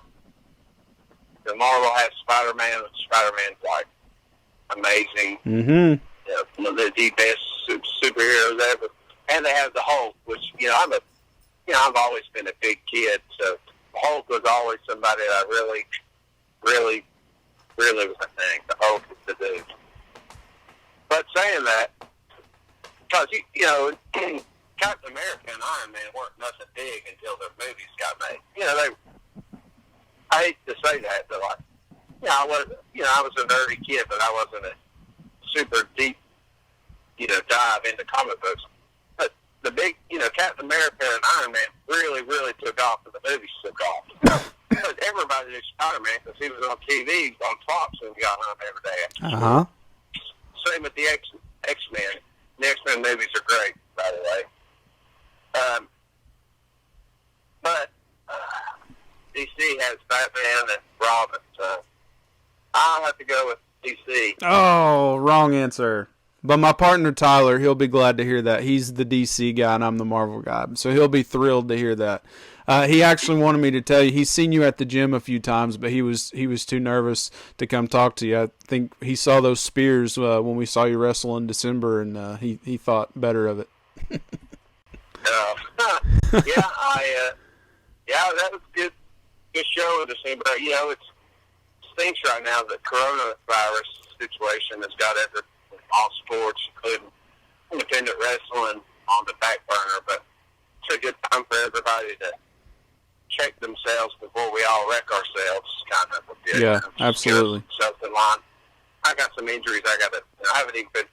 I've been running a lot outdoors, sort of trying to social distance by getting away from everybody and going to, some back roads and places where people normally don't go to and run and stay away from people instead of lifting the weights. Like you say, in the gym, all gyms are closed, and it's good to give my joints some time to, like I said, my shoulders and elbows have been really bummed. So hopefully all this mess is over with. We can all get back to going to seeing Marvel movies because isn't the Black Widow movie supposed to come out? Aren't they thinking about maybe doing it Disney Plus? Nope, they pushed it to November, so everything's pushed back. Really? Yep. They pushed James Bond to November too, didn't they? I think most everything has been pushed back to the fall. Yeah. Sheesh. It's crazy. Yeah, I was excited about Black Widow. Black Widow, yeah, because the guy from Stranger Things is in it. Oh yeah. Hopper. He did the terrible Hellboy movie. Yep. Hopefully all this will be over soon. Well, so appreciate your time. Thank you for joining us. Do you want to plug your social media for everybody? Yeah, just Google me. Elliot Russell's my wrestling name, and then my real name just so happens to also be Elliot Russell, with my last name being Morie. So all my social media is usually just at ELLIOTTMORIE. So it's not that hard to find. Just shoot me something on Instagram, mostly, where I'm always posting stuff and funny stuff in my stories and keeping videos and highlights of wrestling and music and cats and scary movies and stuff. All right, man. Well, thanks again, and stay safe out there. Yeah, y'all too. You think you know me?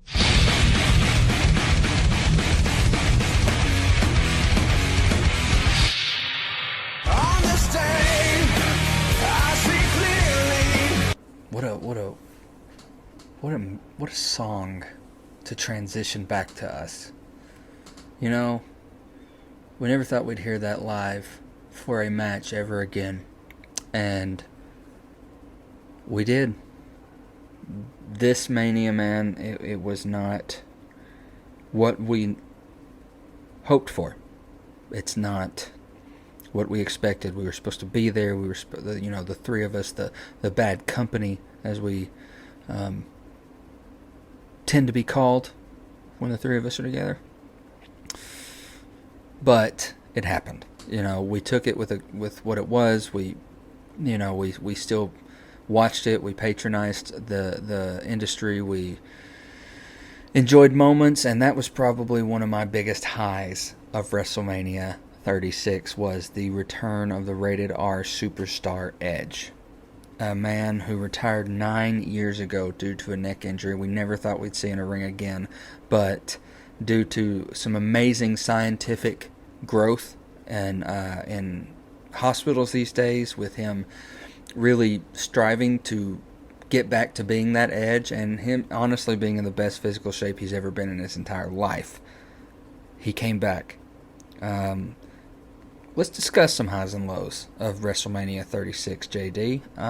Let's actually start with the lows. I don't want to end on bad notes, so let's go ahead and get the lows out. All right. Okay. All right. Obviously, on the nose, we weren't there. Yeah. The fact that normally we've talked this whole episode about the big splendor, the extravagance of WrestleMania, the pyro, the music, the entrances, the surprises, and all that stuff. And of course, this year was not that way. And selfishly, I felt like, man, I wish they had postponed, because this moment, like Drew McIntyre winning the championship over Brock Lesnar, would have been great to see that in front of a live audience, because you look back at all those iconic moments of, the hero winning the championship and holding it up and the fans celebrating and going wild. And for Drew McIntyre, and I feel so bad for him, he didn't get that same moment. So that aspect of it is a low. However, and we'll talk about this when we get to the highs of the weekend, I decided that I'm glad that they did it. I am glad that they went ahead with WrestleMania. But, you want to talk about lows? I'll give you my first low. How about our great host, Rob Gronkowski? For me, his segments were a waste of time. It was him and you could tell he was having fun, which is the one positive thing I'll say about it. Like, there's no energy in this place because there's no audience, but they're playing the music and he's dancing around and he's energetic and you can tell he's having fun. But what was the point? What was the point of Rob Gronkowski at all, other than to throw him into that 24/7 title gimmick thing? So every time he was on, that's every time he probably what the point was. Every time he was on the screen, I wanted to scratch my eyes out. I was miserable and I hated it every time he was on there. So I thought that was a waste of time. I would agree. I don't dislike Gronk as heavily as like the rest of the New England Patriots and Tom Brady. I actually find Gronk entertaining, but I will say that maybe he would have been a lot more of a high with an audience. Maybe it was since he was so over the top with nobody there to play off with, it seemed so forced. I don't know. I feel like he would have been booed out of the place, to be honest with you. WrestleMania crowds are relentless. I feel like he would have been given... That's a good point. I think the crowd would have given him the business. I just never really care for the guest celebrity host thing. They used to do that, if you remember, several years ago on Raw. Every week they had a special guest, and it was just a waste of time. Like, I would rather see a match. I would rather see some story development here. I don't care about Kermit the Frog talking to, Braun Strowman or whatever the case may be. I don't care about that. That's silly nonsense. Give me something else. But that's just me, and I'm very picky when it comes to wrestling. So, well, and plus that's just the era that we're in. That's true. The kids buy the shirts. The PG era. Sadly. Yeah, the PG era. I don't know. I don't want to sound petty about it, but the SmackDown Women's title match didn't do it for me. The big 5-way elimination match? Yeah. Okay. Because the NXT title match was great. NXT Women's title match was fantastic. The Raw one didn't do it for me because as much as I love Becky, I was just like, wow, they let her keep the belt, and it wasn't really monumental of a win. It was just quick and didn't see it coming, and probably Goldberg Braun, that was pretty bad. That was rough. Goldberg versus Braun is one of my definite lows of the event because it was just finisher city. There was nothing in that match except for finishes, and I kind of hope that we never see Goldberg again. I wasn't a fan of Goldberg back in the day. I'm not a fan of Goldberg now or any other time he's been around. I ain't got time for Goldberg. I hope that he's done. And to be honest, I was sort of looking forward to seeing Goldberg and Roman. I knew that Braun and Goldberg, there would be nothing to that match. I'm not sure how I feel about Braun as the champion, but it is what it is. But the match just really did not do it for me. Agreed. Probably empty audience.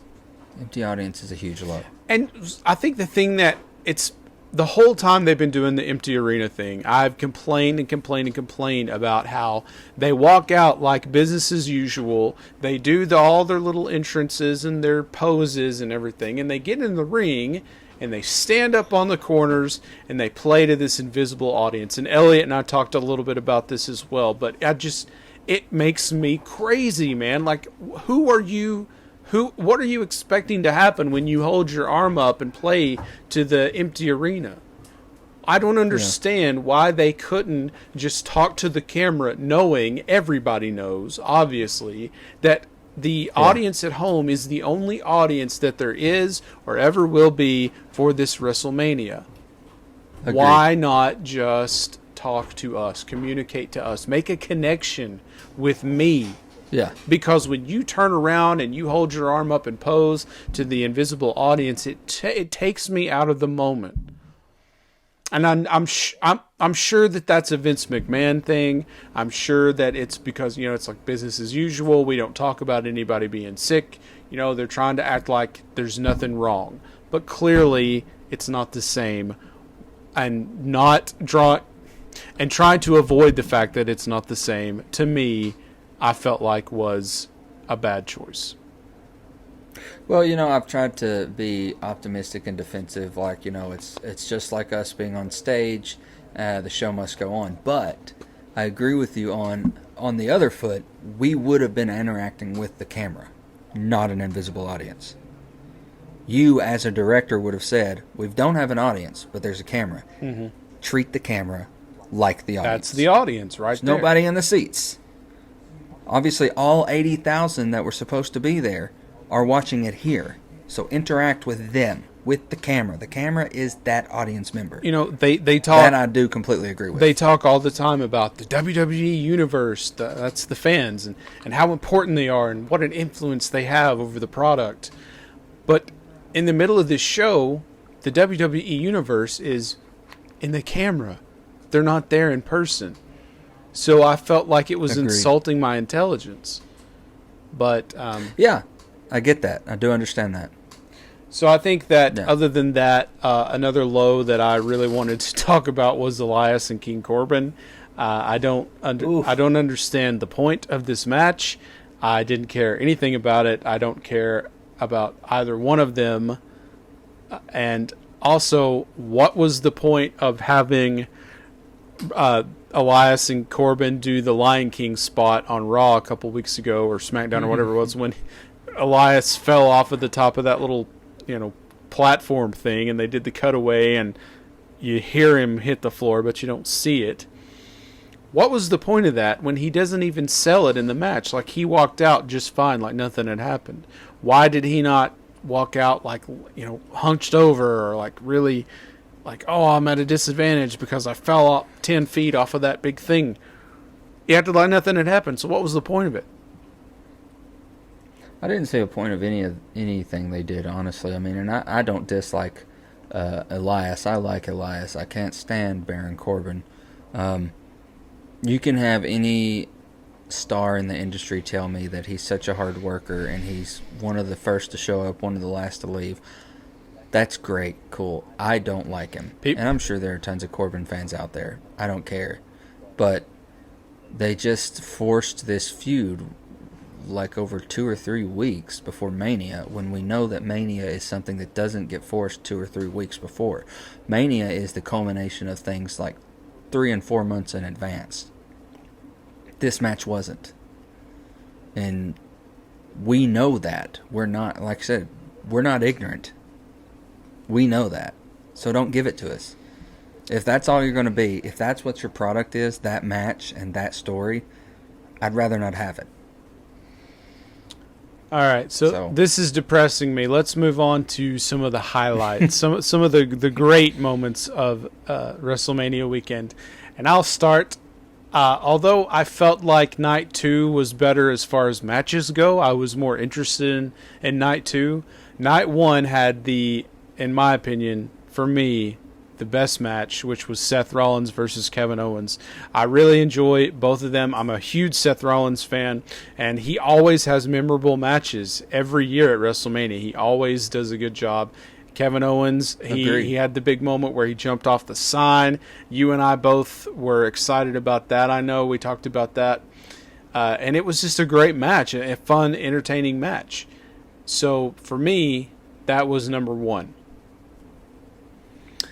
For me, it still has to be Edge's return. And I know, I'm seeing like on the dirt sheets and Twitter that there are some people who didn't like it.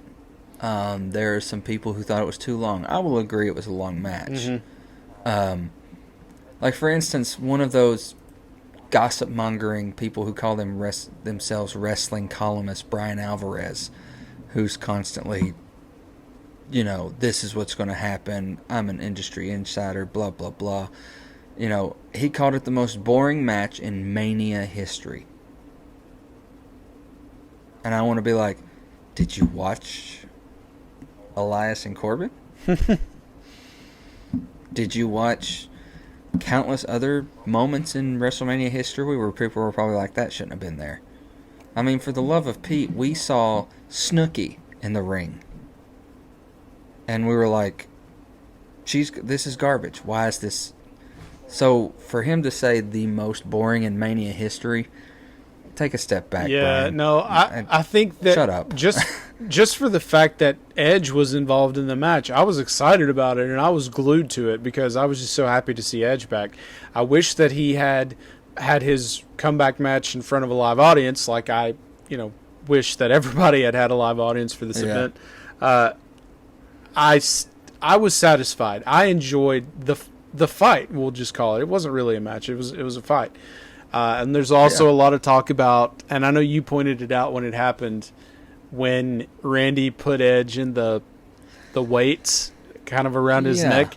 And, very recently, this documentary, Dark Side of the Ring, had a special about Chris Benoit, who, if you don't know, he, not to be graphic here, but when he committed suicide, he did that by, hanging himself with his weights. So some people felt like that was in very poor taste because it's sort of a topic that's, you don't talk about. A topic that is sort of relevant right now because of the documentary. Yeah. And I didn't make that connection at all. You did. You did point it out. So, yeah, poor Edge and Randy Orton. I enjoyed what they did, but, yeah, they're getting a lot of criticism. I didn't put that as one of my highs, but it wasn't necessarily a low either. I enjoyed it. Yeah. I would also have to say the the triple threat ladder match between Jomo, Jimmy Uso, and Kofi was really cool. I enjoyed really interesting. It had my attention the entire time. I enjoyed that match as well. I'm a big John Morrison fan, so pretty much anything he's involved in, I'm going to be happy about it. I'm going to enjoy it. I've seen them get a lot of criticism as well. My boy Jim Cornette, he did not enjoy the match because he felt like a ladder match with no people is not a good idea. So he wasn't a fan of it, but I really enjoyed it. John Morrison always has really memorable spots in his matches because he's so acrobatic. He does all the parkour stuff. So everything he did was good with me. I enjoyed the match, and I thought that the finish was really creative as well, where they're all struggling for the belts, and they push John Morrison off, and he luckily was able to pull the titles off with him. Take the titles with him. So, and I'm also a big fan of The Miz. So I'm happy that I did not predict that they would win, but I'm happy that they did. I'm a huge proponent of Kofi. I think what came out of that match for me is Kofi and Morrison could fight for 3 months straight against each other, and every match would have something new and exciting. The two of them in a ring is always exciting. I agree. And I would love to see more Kofi and Morrison matches moving forward. I think another high of mine is probably the Boneyard match. We were adverse to it, It was different. It was odd. It was like a 90s movie, and so the Firefly Funhouse was a televised match with a script. A cinematic match. More so a cinematic match. And I would say moving forward we will see more of these. We should all thank the Broken One himself, Matt Hardy, for cinematic matches. Let's not forget the Hardy Compound matches that he had as Broken Matt Hardy. So he kind of brought that to the forefront. So thank you, Matt Hardy. I did not hate them. I did not love them. Yeah. However, I will say that I think Cena and Bray, Taker and AJ might not have been as exciting live. That's very true. And I don't want to say a whole lot about it because Elliot and I did talk about this in his interview. But I did not like the Boneyard match or the Firefly Funhouse match, really. There were moments of them that I did like and enjoyed, and I think that for what they are, they're great. Mm-hmm. But it's just not my taste. I did not put them as lows because they just weren't for me. Most people loved them, and if you look at what story they told, I liked both of them for that aspect. But I just prefer the in-ring stuff. You know, if Undertaker's going to be at WrestleMania, I want to see him in the ring. I want to see him doing the choke slams and the tombstones and all the big moves. However, at the same time, I understand he's not the same Undertaker anymore. And sometimes when I know Undertaker's going to be he's going to be in any kind of a match, I am a little apprehensive about it because I don't know what to expect. And is it going to be garbage? Is it going to be terrible like, you know, Undertaker and Goldberg? Is it going to be something that tarnishes the legacy of The Undertaker? Or is it going to be fantastic like when we saw Triple H and The Undertaker? So the pros of it is that it was well done for what it was. It was a way that made The Undertaker look really good, and it was something that was different. So props to WWE for trying new, different things. And it was something that wasn't in front of an empty arena, you know? Yeah. I just don't... There was a set. I don't care for the movie matches because I, as a product of the Attitude Era, will say, I prefer the realistic stuff. I prefer the grit. Do you remember back in the 90s when moments outside of the ring or the arena would happen, there was one camera catching all of this, and it was believable, and I would buy into it. Of course, I was also a kid, you know, and I get that. But having the setup planned, close-ups, and camera angles, and there's lights in strategic places, and pyro and all that, it just I can't suspend my disbelief enough to enjoy it. But if I try to put that aside and look at the story that was told, I can say that, you know, I can enjoy that aspect of it. I did see a lot of people asking, you know, it did make Taker look strong. The moments that he did have, he probably looked stronger in that match than he would have in a ring. Right. And I understand that. Moving forward, do you think to have Taker longer, will they do more cinematic Undertaker matches? I think they probably will because it was a success, mostly positively received by the audience. I think they will do more of this. It's obviously not something that they can do a whole lot, like over and over again, or it's going to lose its appeal. Yeah. But this could be the way that we see Sting versus The Undertaker, which I'm conflicted about because this is a feud that I would love to see. That's like my number one dream match is The Undertaker versus Sting. However, I want to see it in the ring. I want to see it, you know, Undertaker versus Sting, the moves that I know and I'm familiar with. I want to see what they could do. They're not the same anymore. 20 years ago, it would have been unbelievable. Nowadays, you know, Sting's retired, probably not even able to have a match. Undertaker, kind of slow, not moving like he used to.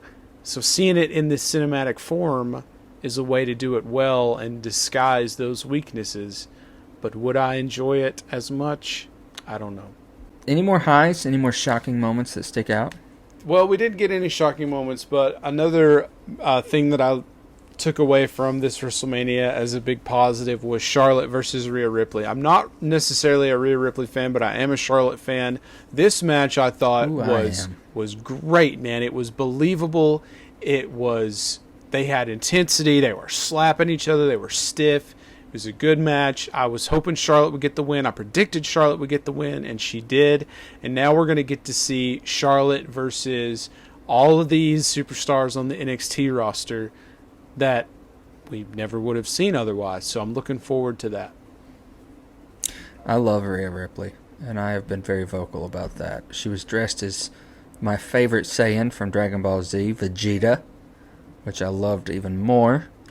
I love her tenacity. I love her ferocity. I think she's got a Hall of Fame career ahead of her. I enjoyed that match as well. It was a lot of great spots. So no more shocking or electrifying moments. That's it. Speaking of electrifying, we next week we're going to be talking about the most electrifying man in Marvel industry for different reasons. Nice. Thor, the God of Thunder, himself, Odin's son. We're going to talk about the character, the history, some of our favorite Thor moments, a little bit of what Hemsworth has done to the character compared to what we grew up reading and watching in cartoons. We will be talking about the God of Thunder himself. So please, if you have any thoughts, if any questions, please send them in via email, Twitter, Facebook. We're all over the place. If you have any thoughts on what we just discussed on WrestleMania, I would love to hear what people maybe felt differently than we did about Mania. Let us know. Because we know that there are thousands of opinions out there, and we want to hear them. If you enjoyed Elias and Corbin, power to you. Good for you. We didn't, but you can have that opinion. That very wrong opinion. So, we also want to take time to thank all of our Patreon supporters. The constant support that you do allow us to do this week in and week out. And we are doing special Patreon shows. Currently, we're doing This Week in Wrestling. I can't wait till our next episode where we'll break down the fallout from WrestleMania, the week after Mania. Those Raws and SmackDowns are always huge. So we'll talk about those on that next episode. And we're running a special right now for only $1 a month. If you go on our Patreon page, you'll find the COVID-19 special. For only $1 a month, you are going to become a Patreon supporter that gets that show. You get that show and any previous special, that bloopers, anything that we released on our Patreon RSS feed. $1 a month from now until June. You get that. So we actually had a newer supporter join that $1 special. Ken M from the Ocho Duro Parlay Hour became our first special Patreon supporter. Thank you, Ken. We love everything that ODPH does. Looking forward to that. We were promised a wrestling crossover episode. Were we not, JD? I'm waiting. We're waiting. Well, we're waiting. Thanks again to all of the people who this past week have been rating us on podchaser.com. We've gotten quite a few new ratings. Thank you so much. Now, the cool thing about Podchaser is you can rate the show. You also can rate individual episodes, which is what people are doing. It lets us know what you like to hear. And when you're giving a rating, we highly recommend 5 stars. Correct. 5 stars. Not 4. Not 6. 5. 5 time. 5 time. 5 time. 5 time. 5 time. 5 little old stars. That's all. It's not hard. It's really not. Yeah. So, man, this has been fun. I know it was not what we expected this Mania season, but there will be more Manias. There will be more opportunities. This was something new, just like what we're going on in our planet today. Something we, again, years later, will be able to say, well, son, I watched a WrestleMania with no one in the audience. Let me tell you about that insane time. I have the official WrestleMania hoodie. I get a hoodie for every Mania that I go to. So I went ahead and like a couple months ago, once it went up on the WWE shop, I got the hoodie. Now I feel like that's going to be a collector's item because I have the hoodie of the Mania that never happened. Why don't you take this hoodie and sell it and buy yourself a spaceship? You take this hoodie, you go, kiddo, and buy yourself a spaceship.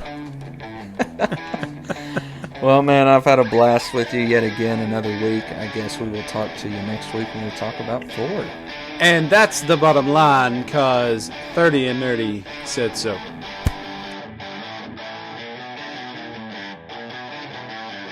And that's the bottom line, because Stone Cold said so.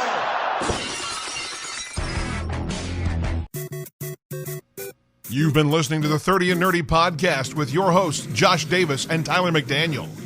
Brought to you by Advertising Expressions, Encore Theatrical Company. 30 and Nerdy is an alternate reality radio podcast and a member of the Legion of Independent Podcasts. And a Badcast Company production. Be sure to follow us on Facebook, Instagram, and Twitter. Join the conversation using the hashtag 30andNerdyPod. Find us in the Pod Nation on podchaser.com and rate this episode. Got something to say? Let us know. Email us at 30andnerdypod@gmail.com. Cheers to you, nerds. That's all, folks.